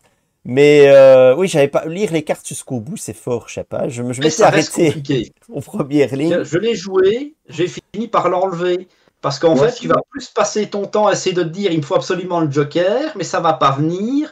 Donc tu vas la garder en main, tu perds du tempo, puis ça coûte quand même 5. Ça reste trop compliqué. À mon avis, pour l'avoir testé, c'est trop compliqué. Ça coûte 5. Oui, D'accord avec toi. je reviens à ça, ça coûte 5. C'est J'ai ça. j'ai été alpagué par les stats, mais comme Sneaky, je l'ai mis 3-4 fois, et en me rendant compte que je n'arrivais jamais à la jouer, parce que déjà, il faut de l'argent, et en plus, il faut l'énergie de Joker, j'ai vite lâché l'affaire. Mais d'un point de vue lore, il faut le dire, Spectrum n'existait pas en allié, et aujourd'hui, il n'y a plus que Doctor Strange et Magneto, qui sont les héros jouables qui n'ont pas de représentation en allié. Voilà, un petit truc pour le jeu, faut le Ouais. savoir. Un Magneto allié campagne, tu mens. Oui, c'est vrai que Magneto a un allié campagne. Alors, ah, la voilà, C'est la quoi cette carte? voilà, la voilà. Et c'est pour Proust en plus. Allez, Oh vas-y. non! Alors, la force de la diversité, c'est un événement qui coûte 2 par joueur, et j'en dirai un mot par la suite. Elle a le trait Alliance. Alliance, ça veut dire que vous pouvez aider à payer la carte de votre copain, même si c'est pas vous qui l'a joué. Action de héros. Pour chaque trait différent sur des personnages amis en jeu, choisissez ou de retirer une menace d'une alliance ou d'infliger un dégât à un ennemi. Donc, je l'ai dit, je l'ai répété, c'est la carte de ce paquet. C'est peut-être même la carte du cycle s'il n'y avait pas eu Prêt pour la bagarre qui était sorti avec Silk. Mais j'ai joué cette carte en solo et j'ai joué cette carte à 2. Et je peux vous dire qu'à 2, c'est déjà très limite. Alors n'essayez même pas de jouer cette carte à 3 ou à 4, ça n'est plus du tout rentable. En revanche, en solo, avec des cartes avec des cartes comme Enfant de l'Atome, qui va venir donner 3 traits à tous vos X-Men, avec des héros comme Nick Fury a 3 traits, avec des héros X-Men aussi, même exemple, avec Falcon, qui a, mine de rien, à la fois le trait Avenger, à la fois le trait aérien, mais peut aussi obtenir le trait Shield. S'il se met agent du Shield, il peut aussi avoir 3 traits. Bon, bref, je vais pas vous faire la litanie. Rendez-vous bien compte que cette carte, pour 2, vous faites 3 de contre ou 3 d'attaque, enfin 3 répartis comme vous voulez, c'est déjà un ratio de carte signature. C'est déjà un ratio de carte de héros. Donc voilà, si vous êtes capable de faire dans un Nick Fury bleu, je ne vois même pas, même si vous jouez sans allié, je ne vois même pas pourquoi vous ne mettriez pas cette carte. Parce que les 3 de contre, vous allez pouvoir les faire où vous voulez. Donc vous les répartissez comme vous voulez. Puis si jamais vous avez que 2 de contre à faire, vous faites 2 de contre et un dégât. Et c'est déjà rentable. C'est déjà rentable. Vous êtes déjà sur une carte signature. Ah, C'est ça, c'est une ce carte genre de excessivement carte, forte pour le solo. ça me donne envie de construire un deck juste autour de ça. Voilà, les 3 Bien sûr, premières bah, cartes du deck, c'est ça. Et puis, je vais construire le truc le plus what the fuck possible avec que des alliés différents, qui ont des traits différents, juste pour le fun d'essayer de faire un maximum de trucs avec ça. Ah bah, tu prends Hugin et Munin, il a 3 traits aussi. Hein. Ouais. Tu vois, donc il Bah y oui. a plein de choses à faire. C'est une super carte pour construire et c'est une carte exceptionnelle pour le solo. Son défaut, c'est qu'à partir du moment où tu passes à 2 joueurs, ça devient moins intéressant, voire injouable. Un bon design, je ne sais pas pourquoi ils ont voulu garder l'alliance, on avait discuté avec Proust, ça aurait été de dire, cette carte coûte 2 et elle compte vos traits uniquement. Donc pas les traits du copain. Parce que ton copain ne va jamais t'amener Tu vois, tu as construit ton deck pour jouer cette carte, tu as pensé au trait. C'est pas parce que ton copain va t'amener le trait en plus Web Warrior que tu n'avais éventuellement pas que ça va changer ta vie. Donc c'est un peu débile et c'est pour ça que je lui en veux un petit peu. Mais pour un joueur solo, il n'y a pas photo, cette carte est magique et tu vas deck builder autour, tu vas t'amuser. Proust a un deck fantastique avec cette carte, ça me donnerait juste très envie de le monter, on est bien d'accord. Ouais, magnifique. Il va sortir bientôt. La vidéo est tournée. C'est bien ça. On fait des petits teasings sur la Marvel JCE TV. Alors, Escadron en vol, c'est un soutien qui coûte 2. Alors, l'illustration, elle est bien chargée. Équipe, c'est le trait. Jouez cette carte uniquement si votre identité a le trait aérien. Une carte équipe max par joueur. Si chacun de vos alliés a le trait aérien, augmentez de 1 votre limite d'alliés et ce soutien gagne. Réponse, après que vous avez joué une carte aérien, inclinez ce soutien, redressez un allié que vous contrôlez. C'est une super carte d'équipe. Un allié en plus, c'est cool. Et tu vas pouvoir redresser tes alliés. Par exemple, tu vas pouvoir redresser 7e ciel ou la genre d'Atlas, j'ai déjà oublié son nom. Donc c'est très sympa à jouer. Aéro. Et en plus, alors c'est de la sémantique, mais c'est la première carte qui va jouer sur un trait qui n'est pas un trait racial. Ouais. Et donc moi je trouve ça sympa. Ça ouvre aussi les possibilités de dire tiens, on va peut-être avoir d'autres cartes comme ça dans le futur. Moi je suis très content de voir ce genre de cartes arriver en général. En même temps, tu vois, dans l'univers de Marvel, le pouvoir le plus répandu, c'est celui de voler. En fait, quand tu nais mutant dans l'univers de Marvel, c'est quoi ton pouvoir? Je vole. Je vole. Putain, t'es vraiment un raté. Enfin, vraiment, c'est vraiment ça, quoi. C'est la loose. Tout le monde vole dans l'univers de Marvel. Donc, moi, j'aime bien le fait qu'on joue là-dessus. Ça me paraît tout à fait logique de jouer sur le fait de booster les gens qui volent. Hein, ça leur rend un peu d'honneur. Ils sont moins noyés dans la masse. Donc, voilà. Surtout que tu as un allié Rocket, pour pas le citer, qui est pas dans le deck, qui est un allié qui prend pas de dégâts consécutifs quand vous avez joué des cartes aériennes et qui va énormément bénéficier de cette carte. Parce que on l'a dit, c'est un allié que vous redressez. Donc il faut que ce soit un allié immortel ou un allié dont les activations sont extrêmement rentables, comme Spectrum, on a vu précédemment. Mais ça marche très très bien si vous faites un deck super allié, par exemple, avec on peut rendre un Yondu. Tiens, Yondu volant, c'est possible avec Falcon.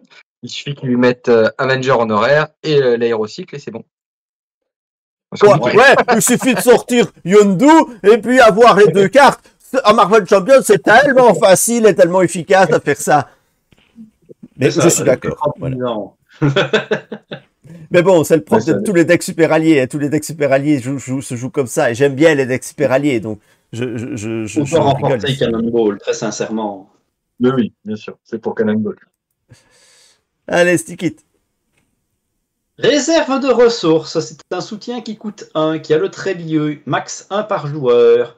N'importe quel joueur peut dépenser la carte ressources intercalée ici comme si elle était dans sa main.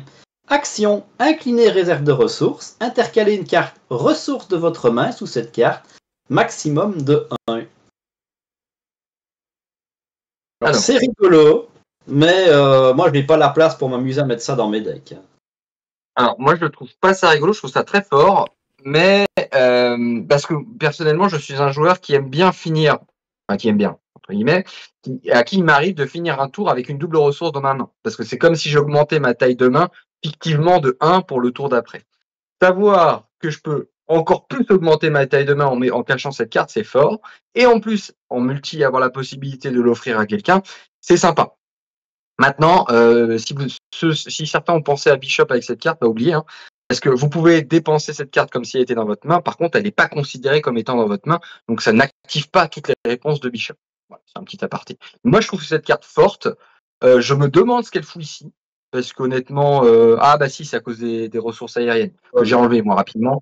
Mais oui, en fait, c'est pratique quand vous avez beaucoup de ressources en main et que vous n'allez pas vous servir de tout pour le tour. Ça vous permet de faire un gros démarrage au tour d'après. C'est marrant. Et oui, mais encore une fois, sur les 25 places que j'ai dans mon deck, si je veux l'optimiser, est-ce que j'ai la place de mettre ça? Le Après, dans un deck qui est un peu axé soutien des copains, où tu mets du pognon pour eux et tout ça, où tu penses aux potes, voire même une ressource triple avec un Captain Marvel. Oui, il y a moyen de jouer, c'est pas une mauvaise carte, mais quand je construis pour vraiment avoir un deck puissant, bah, j'ai pas la place pour ça. Il y a le moment où ça se justifie. Je suis très mitigé aussi parce que déjà, il faut la toucher cette carte. Oui, il faut la poser. Oui, deux équivalents ressources déjà. Donc, il faut la toucher, il faut la poser. Et puis après, il faut se retrouver dans la situation où effectivement, j'ai pas la possibilité de dépenser ma carte ressource pour la glisser dessous. Waouh! Enfin, ça fait quand même beaucoup de conditions. Ouais, il aurait dû coûter 0, je te rejoins. À 0, c'était déjà plus intéressant. Il y a un moment où c'est rigolo, c'est quand vous avez la carte ressource qui compte le nombre d'alliés. Si vous n'avez pas d'alliés, au lieu d'avoir une carte morte, vous la cachez là-dessous et vous venez la récupérer plus tard. Mais bon. Non, c'est un peu... J'adore. C'est vrai que c'est la solution pour rendre jouable cette carte. Ah là, j'ai rien à dire. J'ai rien à dire. C'est peut-être usine à gaz, mais ça fonctionne. Donc c'est rien à dire. Oui, mais paradoxalement, si tu avais mis un allié à la place de cette carte-là, tu aurais pu avoir ton allié que tu aurais posé, et donc la carte aurait généré du pognon. Voilà. C'est toujours le même problème. Alors, c'est pas injouable. Il y a plein de gens qui vont sûrement s'amuser à mettre ça dans ce deck par-ci par-là, mais c'est pas opti. Maintenant, Sneaky, tu peux jouer à 41 cartes dans ton deck, hein, fais un effort, hein. Je le fais souvent, mais je mets d'autres cartes que ça. Allez. Oh, le Triskelion, un reprint de la boîte de base. Tiens donc, ben voilà, c'est jamais mauvais. Hein. C'est seulement le second, hein, je crois. Oui, je pense que c'est la première fois qu'il est reprint, je pense. Donc ça, c'est bien, hein, parce que c'est quand même une carte assez intéressante et elle manquait un peu. Hein. Oui, puis elle est utile vraiment pour l'archétype. Si tu joues aérien bleu, tu as besoin de place, donc tu as besoin d'un Triskelion. Oui, Triskelion, c'est bien.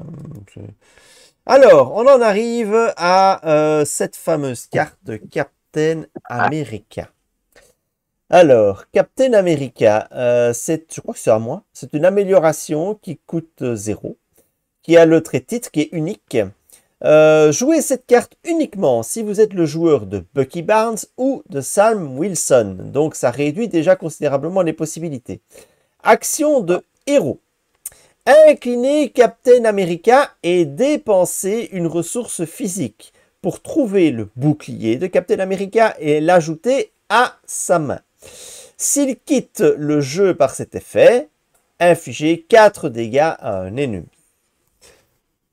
Est-ce qu'on va voir le bouclier directement? Ah bah oui. Oui, hein. Alors, où est-ce qu'il est lui? Bouclier. Le voilà. Bouclier Captain America. Donc, c'est une amélioration qui coûte 1, qui a le trait objet. Elle est liée à l'amélioration Captain America. C'est restreint. Votre héros gagne plus un def et riposte 1. Alors, que pensez de cette mécanique de carte liée, en fait, qui nous vient d'Arkham, au final? C'est pas la première fois, mais ici.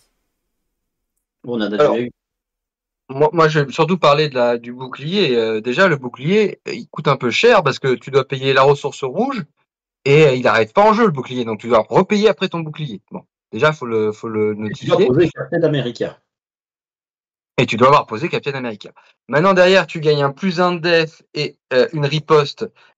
Alors, on a vu Falcon, la défense, il commence à bien aimer. Mais c'est surtout que Falcon, du coup, va être le héros qui monte de très loin, le plus haut en défense, en bleu. Alors, est-ce que ça sert à quelque chose? Bah oui, je vous l'ai dit, moi j'aime bien défendre avec Falcon, peu importe la couleur que j'utilise. Mais maintenant, je vous avoue que j'ai toujours mis ces deux cartes dans mes decks bleu Falcon. Je les ai joués une fois sur deux. Je les ai surtout mis pour la blague, mais globalement, ça demande un enchaînement de choses assez spécifiques pour que ça marche. Alors, vous me direz, le Captain America, c'est facile à poser, ça vaut 0. Mais derrière, pour aller tuto le bouclier, ça demande vraiment d'avoir rien d'autre à faire sur le tour. Mais bon, ça reste rentable. Et je n'ai jamais, par contre, par la suite, utilisé les dégâts. Bah oui, c'est ça, le problème. Alors, c'est fluff. C'est fluff, c'est rigolo comme système de cartes. Donc pareil, j'ai fait l'effort de la conserver et de la jouer. Maintenant, le tempo, encore plus vrai dans un faucon qui a déjà 1000 cartes à poser. Donc c'est encore plus compliqué de se dire, bah maintenant je vais en plus poser Captain America, dépenser du pognon, choper le bouclier, poser le bouclier. Ça alourdit encore son jeu. Mais là, moi, ce que je reproche excessivement à cette carte, c'est qu'elle est bleue. Il n'y a aucune justification qu'une carte de ce design-là soit bleue. Sorcier suprême, c'est gris. Ça devait être gris.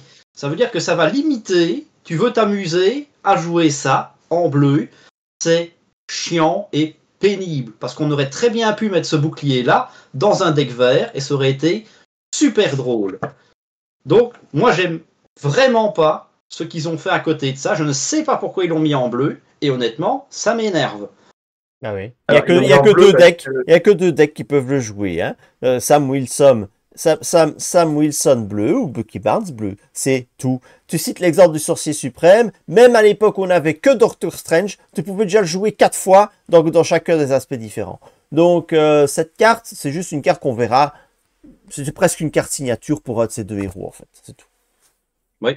Et si il y a Captain America à table, évidemment, tu ne peux pas la jouer. Hein, on est bien d'accord, parce que ça reste la règle d'unicité. Alors, vous allez voir la FAQ de FFG sur l'unicité et cette carte. Alors, je l'ai plus en tête, mais dans mes souvenirs, tu peux poser Captain America quand Steve Rogers, c'est Steve Rogers. Youpi! Et par la suite, il est bloqué, je crois. Je crois que c'est ce qu'ils expliquent plus. Bon, ouais, oui, c'est en effet, c'est un peu compliqué de jouer avec Captain America. Maintenant, la raison pour laquelle c'est bleu, je te dirais que Sam Wilson n'est Captain America que quand il est commandement, que quand il commande à ses troupes, sinon le reste du temps, il n'est pas Captain America. Je crois que c'est ça l'idée. Ça, je te réponds, bah, t'as pas vu le dernier film, parce que là, il est tout seul. Ah, le seul larbin qui commande, c'est Joachim Torres, donc il sera le prochain Faucon, hein, on l'a déjà en carte aussi. Donc non, c'est ridicule, il commande rien du tout.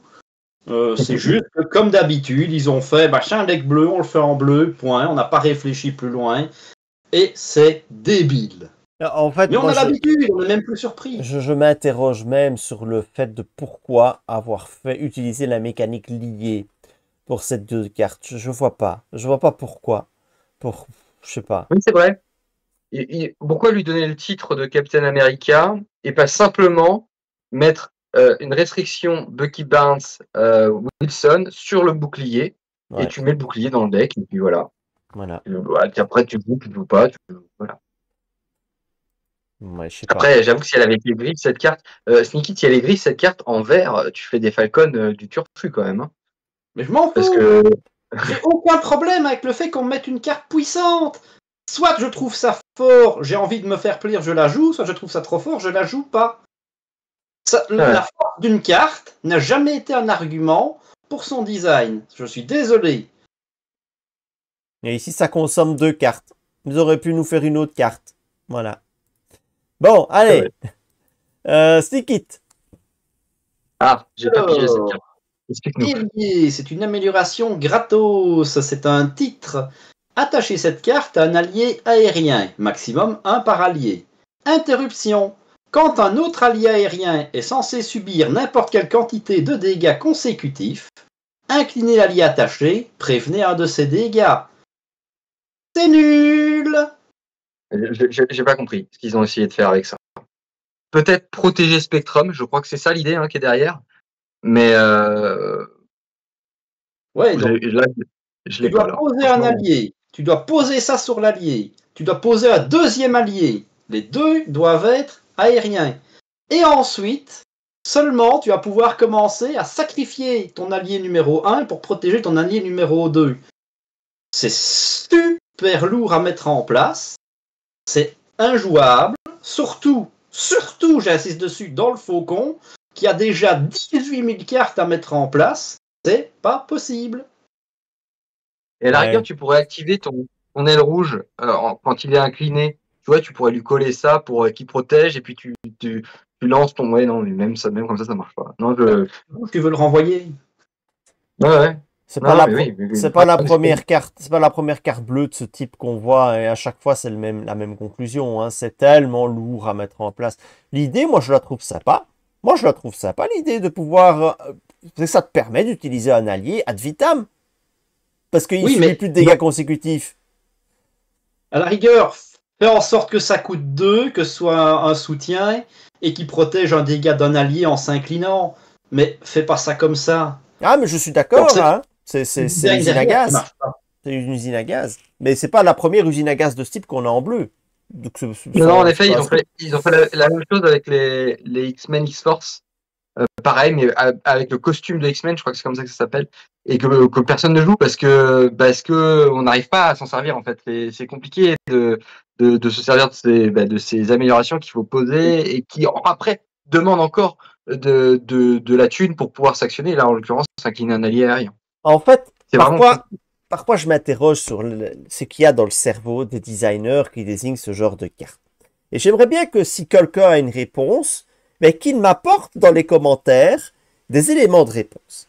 Parce que ce genre de carte, moi j'aime bien ce genre de design. Je vous avoue, j'aime bien dans l'esprit. Mais ça ne marche pas.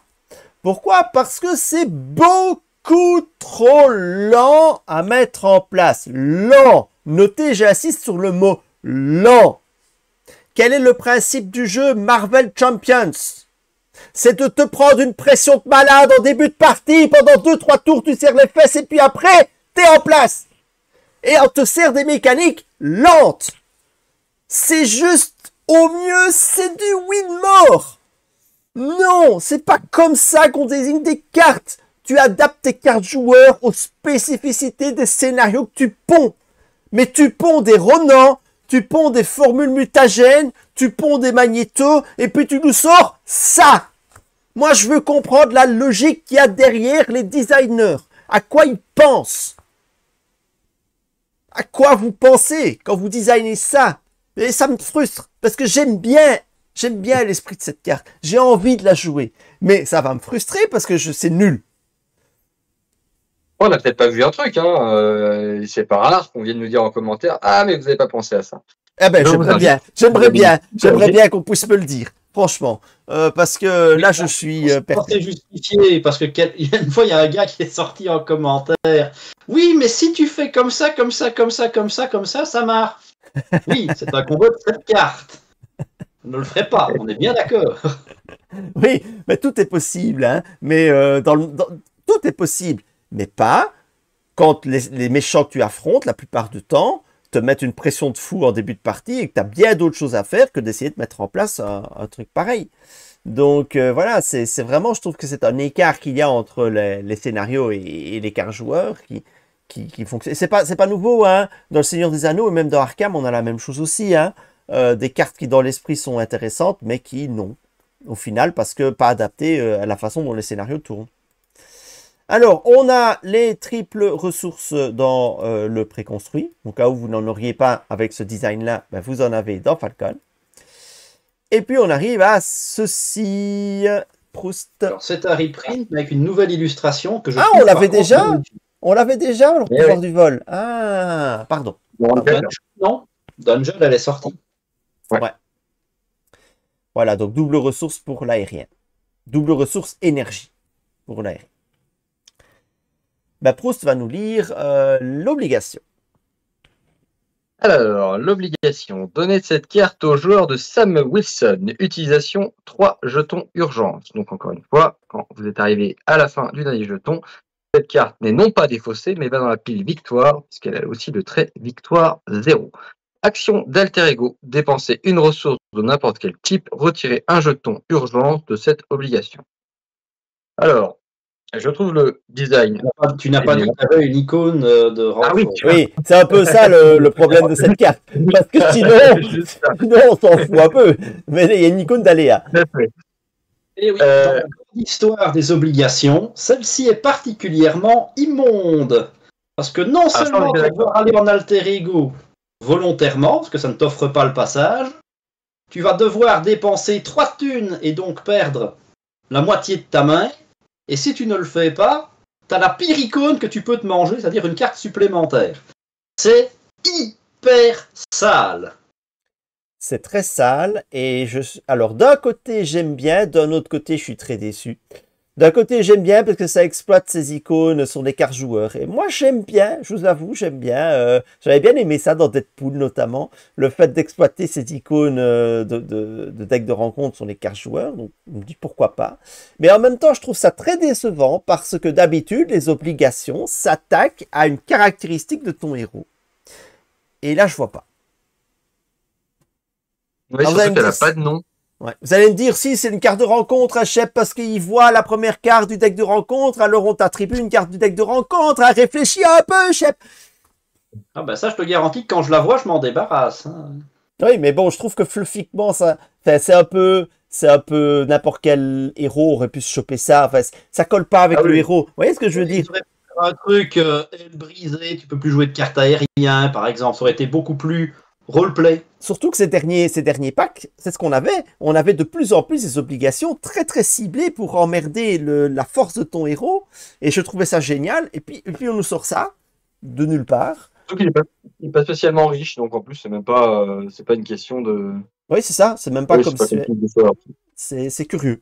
C'est curieux. Bon voilà. Mais en tout cas, elle est pénible. Ça c'est clair. Elle est pénible. Alors, le set Némésis. La Némésis de notre ami, c'est la Vipère. C'est un sbire qui coûte 2. Qui a 2 de contre, 2 d'attaque et 5 points de vie. Elle a le trait Société du Serpent. Ça a un coup rapide. 2-2-5 coup rapide. Ok. Réponse forcée. Après l'activation de la Vipère, défausser les 5 cartes du dessus du deck de rencontre. Ça meule un peu le deck de rencontre. Il y a 2 icônes de boost. On va dire dans la moyenne. Ça, c'est pas si désagréable parce que ça se tue assez facilement. Maintenant, bah, ça va te faire des accélérations encore plus vite parce que chaque fois qu'on meule vite. Et si tu joues contre Mojo, tu vas passer un très mauvais moment. Mais j'ai du mal à comprendre l'intérêt de ce Némésis sur Faucon, en fait. Si ça te. Si... Oui, non, bah non, parce que Faucon, il voit Tu qu'une vas seule déjà carte. meuler le deck toi-même en faisant tes cartes. Là, tu vas le Oui, mener en d'accord. Ok. La manigance annexe. Alors, le titre de cette manigance annexe, c'est qui Serpent Solution. Vas-y. Alors, réponse forcée. Après qu'un sbire, Société du Serpent, a été défaussé du dessus du deck de rencontre, attribuez-le au premier joueur en tant que carte de rencontre face cachée. Il y a 6 de menaces dessus et une icône de boost. Ok. Qu'est-ce Bon, que vous encore voulez une que je vous fois, c'est le dise? problème de tous ces sets-là. Hein. Il va y avoir genre quoi, 3 sbires, donc Bah oui. même si tu la laisses, il y a quand même peu de chances que ça vienne t'embêter plus que ça. Alors, je sais pas vous, mais j'ai remarqué que quand on joue en standard 3, le sbire Némésis a tendance à popper en fin de deck. Alors, je n'ai pas fait statistiquement pourquoi c'est vrai, mais ça m'arrive quand même très régulièrement que le deck Némésis vienne s'ajouter à un deck rencontre qui est très, très amoindri. Parce que justement, il peut pas régler tout de suite, il arrive finalement en cours de partie. Et dans ces cas-là, ça peut se justifier. Mais bon, après, c'est très empirique comme raisonnement. Je suis pas sûr que ça arrive systématiquement, mais j'ai l'impression, moi, ces derniers temps, à chaque fois que je sors le standard 3, que mon Nemesis se révèle alors qu'il reste très peu de cartes. Bah, c'est assez Donc, logique, hein, vu que tu dois accumuler au moins 4 jetons oui, poursuivis par le passé. Donc, c'est logique que le deck il doit être en partie meulé pour pouvoir avant qu'il ne pop. Donc, peut-être qu'il joue là-dessus, effectivement. Dans ce cas-là, c'est cohérent, mais même là-dessus, c'est après qu'un sbire Société du Serpent a été défaussé du deck de rencontre. Mais à la limite, tu la défausses pas si tu n'as pas envie de te le manger en carte rencontre. Ça. C'est enfin, c'est la manigance annexe Nemesis la moins dangereuse de tout le jeu, non? Elle fait Non, rien. non, ça reste quand même de la guêpe, mais Elle fait rien. Elle fait Non, rien. mais Il n'y a rien. Il n'y a pas une icône. Il n'y a rien. oui, Enfin, enfin, je sais pas. Mais si une tu, icône si tu- d'accélération. si tu peux pas défausser tes sbires Société du Serpent pendant ton tour de héros, t'es quand même un peu emmerdé avec Falcon, parce que s'il peut pas défausser les cartes du dessus, il est quand même un peu enfin, il est moins fort, quoi. Oui, d'accord. Mais il n'y en aura pas beaucoup, pas souvent, des sbires. Oui, non, c'est vrai. T'as Surtout raison. qu'il n'y en a que 2. Il n'y en a que 2. Ils en ont même pas mis 3. ça. Ils en ont mis que 2. C'est ça. En plus, je suis sûr qu'ils sont pas méchants. Bah, on va regarder. On va regarder. Regarde. Soldat du serpent. Ouh. Et ils ont quand même une petite icône. Prout, c'est à toi. Ah, pardon. Soldat du serpent, donc c'est un sbire qui a 1 de manigance, 2 d'attaque, 3 points de vie. Il a donc le trait Société du serpent, rapide, et il a une icône de boost, donner une carte boost supplémentaire à l'ennemi en cours d'activation. Alors non, c'est pas méchant, c'est surtout très facile de s'en débarrasser. Le problème, c'est qu'il a coup rapide, et donc ça c'est toujours très chiant, parce que ça veut dire que même s'il est quasi indolore, et ben, il va quand même systématiquement, au minimum, vous attaquer une fois. Sauf si vous êtes alter ego, évidemment.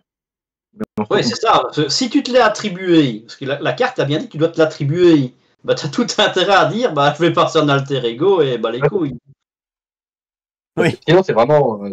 C'est limite, la recrue d'Hydra, quoi. On est quasiment sur ces stats-là. Ouais.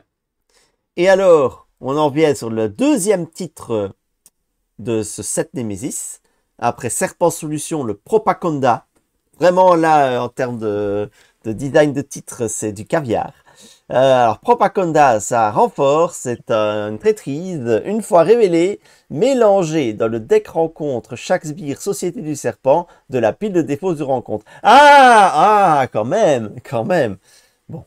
Ouais, je vais pouvoir remettre des sbires tout nuls. Ah, un bonus, ça fait plaisir. Voilà. Bon, on comprend un peu l'idée, hein. L'idée d'essayer de bloquer un petit peu le deck de rencontre, la sonde de deck de rencontre du Faucon. C'est pas très effrayant, hein, comme ça. C'est surtout que si vous avez la carte qui vous permet de choisir votre carte rencontre contre un jeton, et que vous avez un sbire serpent, mais il faut évidemment vous l'attribuer, puisque de toute façon, vous allez vous le récupérer. Donc non seulement ça libère votre mécanique, et ça vous permet, vous, d'avoir une visibilité assez facile. Je trouve que cette fois, le Nemesis est quand même assez pensé en synergie avec le héros, contrairement à l'obligation, comme on l'a dit. Absolument. Voilà, le préconstruit est passé en revue. Alors, un avis sur ce préconstruit? Alors, moi, je l'ai pas joué le préconstruit, mais j'ai fait une construction bleue qui est apparente, c'est-à-dire que j'ai joué sur les traits et j'ai joué sur le trait aérien. Et ça marche. Donc c'est rigolo. Et j'ai pas modifié beaucoup de cartes. Je sais pas si c'est le deck que je présenterai lors de la deck tech avec Sneak It, mais donc est-ce que j'irai jusqu'à dire que le préconstruit est bon? Peut-être pas, parce qu'il y a quand même beaucoup de cartes, les cartes ailiers notamment, ou les cartes de ressources, tout ça j'ai viré. Mais néanmoins, ça reste fonctionnel. Maintenant, c'est surtout le kit de héros qui est un peu plus problématique et qui est très lourd à mettre en place. Ouais, c'est ça. Moi, j'ai joué le préconstruit une fois. Ben voilà, c'est mou, c'est lent, c'est compliqué. Il manque des cartes clés pour vraiment bien les faire tourner. C'est pas un bon préconstruit, malheureusement. Tu vois, on triprint Adam Warlock, mais on triprint pas Cannonball. Enfin, j'aurais dit. Enfin, les choix sont quand même très spéciaux. Et les bonnes cartes aériennes, comme celle qui met 3 dégâts par bestiole volante que tu possèdes, n'y sont pas non plus. Alors, comme moi je m'oriente multi, je l'ai buildé après sur du full aérien et j'ai retiré la carte qui joue sur les traits, parce que c'est mon système de jeu, c'est pas parce que c'est une mauvaise carte. Mais voilà, c'est pas un préconstruit qui m'a convaincu, mais honnêtement, c'est pas un héros qui m'a convaincu en fait. Et sur l'ensemble du cycle Shield, c'est clairement celui qui m'a le plus déçu, malheureusement. Oui, c'est ça, c'est que c'est ce sentiment qu'on a. C'est-à-dire que rien n'est mauvais dans ce qu'il fait, mais tout est tellement cher, compliqué, que finalement, tu es toujours frustré quand tu as joué ton Falcon. Tu dis, ah putain, cette carte, j'ai jamais joué, ou je l'ai pas joué au bon moment, et c'est pas très satisfaisant. Mais les cartes sont fortes, c'est très difficile de dire que toutes les cartes qu'on a vues, il n'y en a aucune qui est achetée. Hein. Je parle du kit, hein, évidemment. Je parle pas des cartes bleues. Ouais. Allez, il reste quelques cartes dans la boîte en bonus. La première d'entre elles, Sneak It. Le soldat de l'hiver, Bucky Barnes, c'est un allié qui coûte 3, qui a 1 de contre, 2 d'attaque, 1 dégât consécutif à chaque fois, 3 points de vie, les traits shield et soldat. Réponse, après que le soldat de l'hiver a attaqué et vaincu un ennemi, retirez 2 menaces d'une manigance. Et on est en agressivité. Ben justement, en agressivité, ça en fait une belle carte. Hein. Yes. Je trouve aussi. Ah oui. Alors, les cartes qui te donnent du contre en rouge, c'est très fort. Maintenant, le 2 d'attaque pour tuer un sbire, c'est pas non plus garanti. Mais bon, après, on peut pas non plus tout lui donner. On avait 18 cartes qui peuvent renforcer Winter Soldier et on te demande pas de les tuer, et c'est lui qui doit finir le boulot. Tu peux très bien taper avec ton héros dessus pour attendrir le sbire, puis le terminer avec Winter Soldier. Parce que c'est quand même, poursuivons-les, auto-include. Hein. Ça reste fort. Ouais. Moi, j'aime bien. Ça pourrait devenir presque un auto-include en rouge, tellement il peut faire le taf, quoi, en solo. Bah, il faut du sbire. Faut du sbire, oui, effectivement. Alors, et ça, on verra le reveal de Winter Soldier, mais le sbire, ça peut être un problème. Donc, c'est Misty Knight. On ne prononce pas le cas. Oui, tout à fait. Je crois que c'est la copine de Falcon, il me semble. Je l'avais lu, je ne sais plus où. Donc, c'est un allié qui vaut 4. Elle a 1 de contre, 1 dégât consécutif, 1 d'attaque, 1 dégât consécutif. Et sur le contre, elle a une étoile interruption. Quand Misty Knight contre, regardez les 2 cartes du dessus du deck rencontre et défaussez une de ces cartes. Misty Knight gagne 1 de contre pour chacune des icônes étoile ou boost dans le champ de boost de la carte défaussée. Alors, et donc, on connaît la deuxième. C'est ça. Donc, c'est à la fois de la sonde et un gros effet de contre, puisqu'on va en général choisir le plus gros boost qui nous intéresse, évidemment. Ben, c'est pas mauvais. Hein. Après, il y a 3 points de vie, ça tu l'avais pas dit. Pour un allié qui coûte 4, en général, à 4, il faut quand même un gros pouvoir, sinon, moi, je regarde même pas. Ben, je trouve que c'est intéressant. Et on est dans les decks jaunes, il y a un allié que j'adore jouer qui est Captain Britain, qui a le trait aérien d'ailleurs, et qui a 3 de contre, 3 d'attaque, et qui prend un seul dégât consécutif si on tape sur un sbire ou sur une manigance annexe.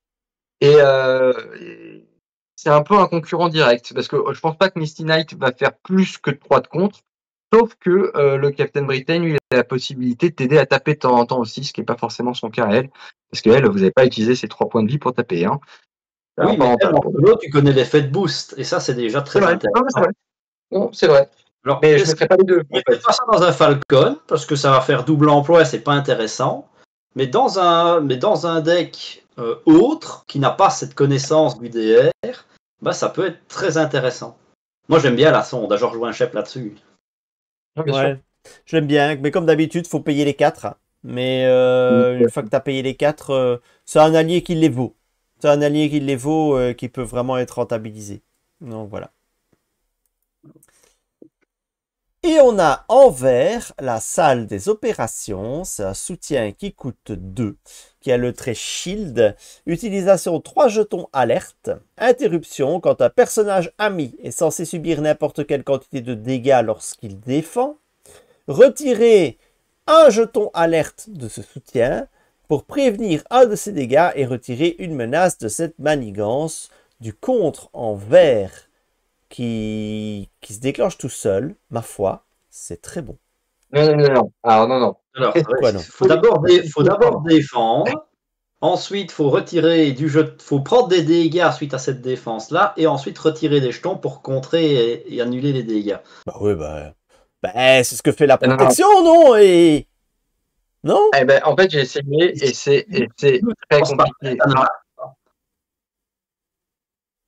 Par rapport à la barrière énergétique qui, elle, va s'enclencher systématiquement sans ta défense et qui, en plus, peut être consommée sur un repurpose, je trouve que cette carte a moins d'intérêt, même si elle t'offre quelque chose de plus intéressant que du dégât, à savoir du contre. Mais finalement, à chaque fois que je l'ai joué sur une sorcière rouge, par exemple, que j'ai essayé de monter en défense parfaite, bah finalement, le dégât, t'es jamais sûr de pouvoir te prendre, t'es jamais sûr de pouvoir l'actionner. Et je vais lui préférer un difficile à ignorer, par exemple, qui est, pour le coup, plus efficace et systématique. Mais jamais je ne vais envisager ça dans un deck défense parfaite, enfin. C'est quoi cette idée? Ça n'a aucun intérêt. Ben oui, il faut défendre, mais tu fais un deck défense, je prends des dégâts, ça existe. Ça marche. Je pense que ça marche très bien en combo avec Victor Mannschaft, par exemple. Donc, un allié qui va défendre, que tu vas protéger, qui va prendre moins de dégâts que ce qu'il aurait dû prendre. Et en échange, en plus, tu vas avoir un petit contre là où ça t'arrange. Non, dans ton deck vert, exemple 3, tu devrais le mettre aussi, ça. Ouais, pourquoi pas? Oui, pour le cas où. Pourquoi pas? Mais encore une fois, ça prend de la place, ça coûte 2. C'est pas inintéressant, mais faut un plan quand même. Oui, il faut un plan, bien sûr, il faut un plan. Je suis d'accord, il faut un plan. Et plus Mais solo, parce qu'en solo, oui, bien contré sûr à aussi. 1 est beaucoup plus puissant qu'en multi. Tu Oui, vois, par exemple. je pensais au solo, oui. Oui, tout à fait. Mais c'est pas une carte inintéressante, mais c'est pas une grosse carte Ah non, non, qui bien va faire sûr. qu'on va builder Ce n'est autour, pas ce que j'ai voulu révolutionner dire. le jeu. Ce n'est pas ce que j'ai voulu dire non Mais plus, mais voilà. essayer, moi, je n'ai pas trouvé pour le moment. Voilà. Puis, quand t'as des alliés, un Groot en allié, tu défends, tu le protèges, il se soigne. Ça donne un côté périn aux alliés, donc c'est intéressant. Alors non, parce Mais que sur le en Groot, défense parfaite, c'est inintéressant en non, défense parfaite. sur le Groot, ça marchera pas parce que la perte de jetons, c'est une interruption forcée, donc ça va passer devant cette carte. Donc il faut que tu aies plus Non, de jetons. l'allié Groot, homme singe. Ah, L'allié. oui. Oui, écoute. Clairement ça. Ça, c'est l'habitude, c'est la déformation professionnelle. Il a tellement l'habitude de ne pas écouter ce qu'on lui dit que, voilà. Ouais, mais quel ennemi? Bon, allez, il nous reste le Thunderbolt. Il y en a un encore dans ce paquet. Donc, on va en parler un petit peu de ce Thunderbolt Stick It. Je l'ai joué. Je l'ai joué, je l'ai testé. Stick It, c'est à toi de nous le lire. Ah, c'est à moi. Donc c'est le fixeur, il a 2 de manigance, 1 d'attaque, 15 points de vie, il est très élite, génie et Thunderbolt. Il a bien sûr Villénie et Victoire 1. Interruption forcée. Quand un attachement tech non spécifique à un scénario est censé être attaché au méchant, attachez-le à fixeur à la place. Tout texte de tes attachements se réfère au méchant, se réfère à fixeur à la place. Là, il absorbe les Donc ça attachements n'est des autres. rien comme ça, hein, mais il est très sale, parce que dès qu'il grossit, ça va être compliqué. Son seul avantage, il n'a que 15 points de vie. Donc crois-moi, t'as intérêt à vite lui péter la tronche. Mais tant qu'il n'a pas d'attachement tech, et en fait, les attachements tech, lui, il en amène beaucoup, mais dans un deck Thunderbolt, il n'y en a pas tant que ça. C'est votre cible numéro 1 parce qu'il fait très peu de dégâts, il contre pas très bien, et en effet, il a peu de points de vie. Donc ça vous fait une victime expiatoire très facile. Et de toute façon, comme l'a dit Sneakit, et on va le voir par la suite, si vous laissez ce setup, ça devient une autre histoire. Alors, il vient avec Proust. Un réacteur dorsal qui est un attachement avec le trait tech. Attachez cette carte à fixeur, sinon attachez-la au méchant. L'ennemi attaché gagne le trait aérien. Interruption forcée. Quand le personnage attaché est censé subir 3 dégâts ou plus, prévenez tous ces dégâts et défaussez le réacteur dorsal. Bon, ça, c'est pas méchant, c'est un grand classique. C'est toujours par contre un effet seuil, c'est-à-dire que quand vous lui faites 12 dégâts, et ben, ça fait 3 dégâts plus le reste qui va sur le réacteur dorsal. Malheureusement, vous ne gardez pas le reliquat. Vroom. Voilà, ça c'est encore du grand art de texte fluff. Alors, il y a un module tech. Module tech, c'est donc un attachement qui donne plus de manigance et plus d'attaque. C'est tech. Attachez cette carte à fixeur, sinon attachez-la au méchant. L'ennemi attaché gagne plus 1 d'attaque pour chaque autre attachement tech sur lui. Donc ça peut vite compliquer. Action de héros, inclinez n'importe quel nombre de personnages que vous contrôlez dont la somme des contres doit être supérieure à la manigance de l'ennemi attaché. Défaussez cet attachement. Tu vois, typiquement celle-là. Fixeur a une manigance de 2. Avec ça, il passe à 3. Ça veut dire que pour t'en débarrasser, tu dois incliner des personnages pour un total de contre de 4 minimum, parce que c'est strictement plus.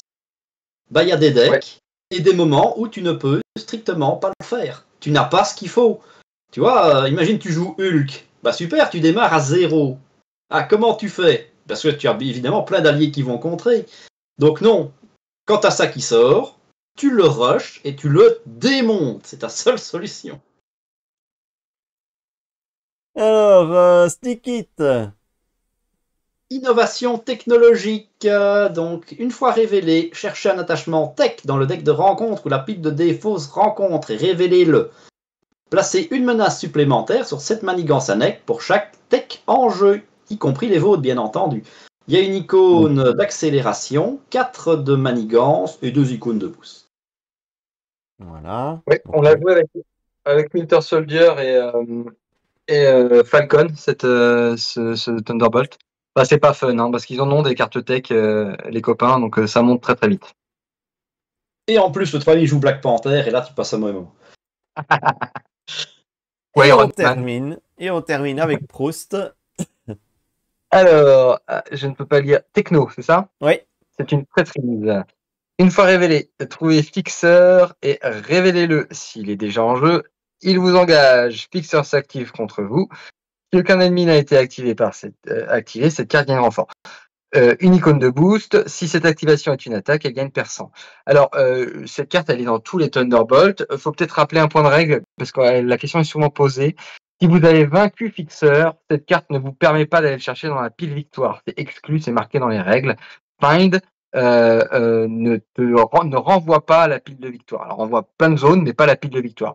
En revanche, dans le deck Thunderbolt, il y a une carte qui vous permet d'aller ressusciter un Thunderbolt de la pile victoire, mais dans ce cas, c'est marqué spécifiquement.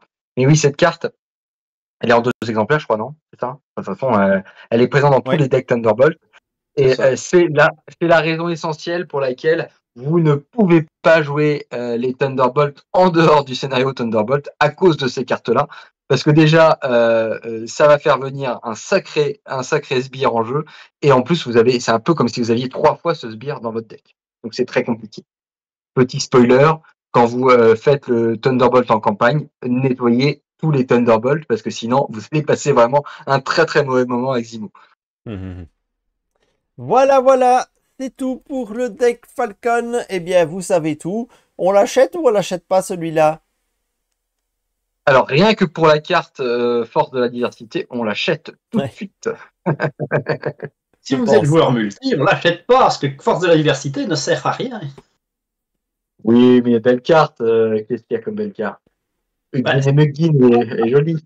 L'archétype aérien bleu, mais en vrai, c'est pas un archétype dont je suis fan, et le perso m'en touche une sans faire bouger l'autre. Donc, si on n'est pas collectionneur, il y a beaucoup mieux à aller chercher. Lire, j'ai le choix entre ça, Black Panther, Silk. Mon choix, ça va être très très vite fait. Et puis, moi j'ai envie de dire, si vous aimez voler, ne l'achetez pas, volez-le. Salut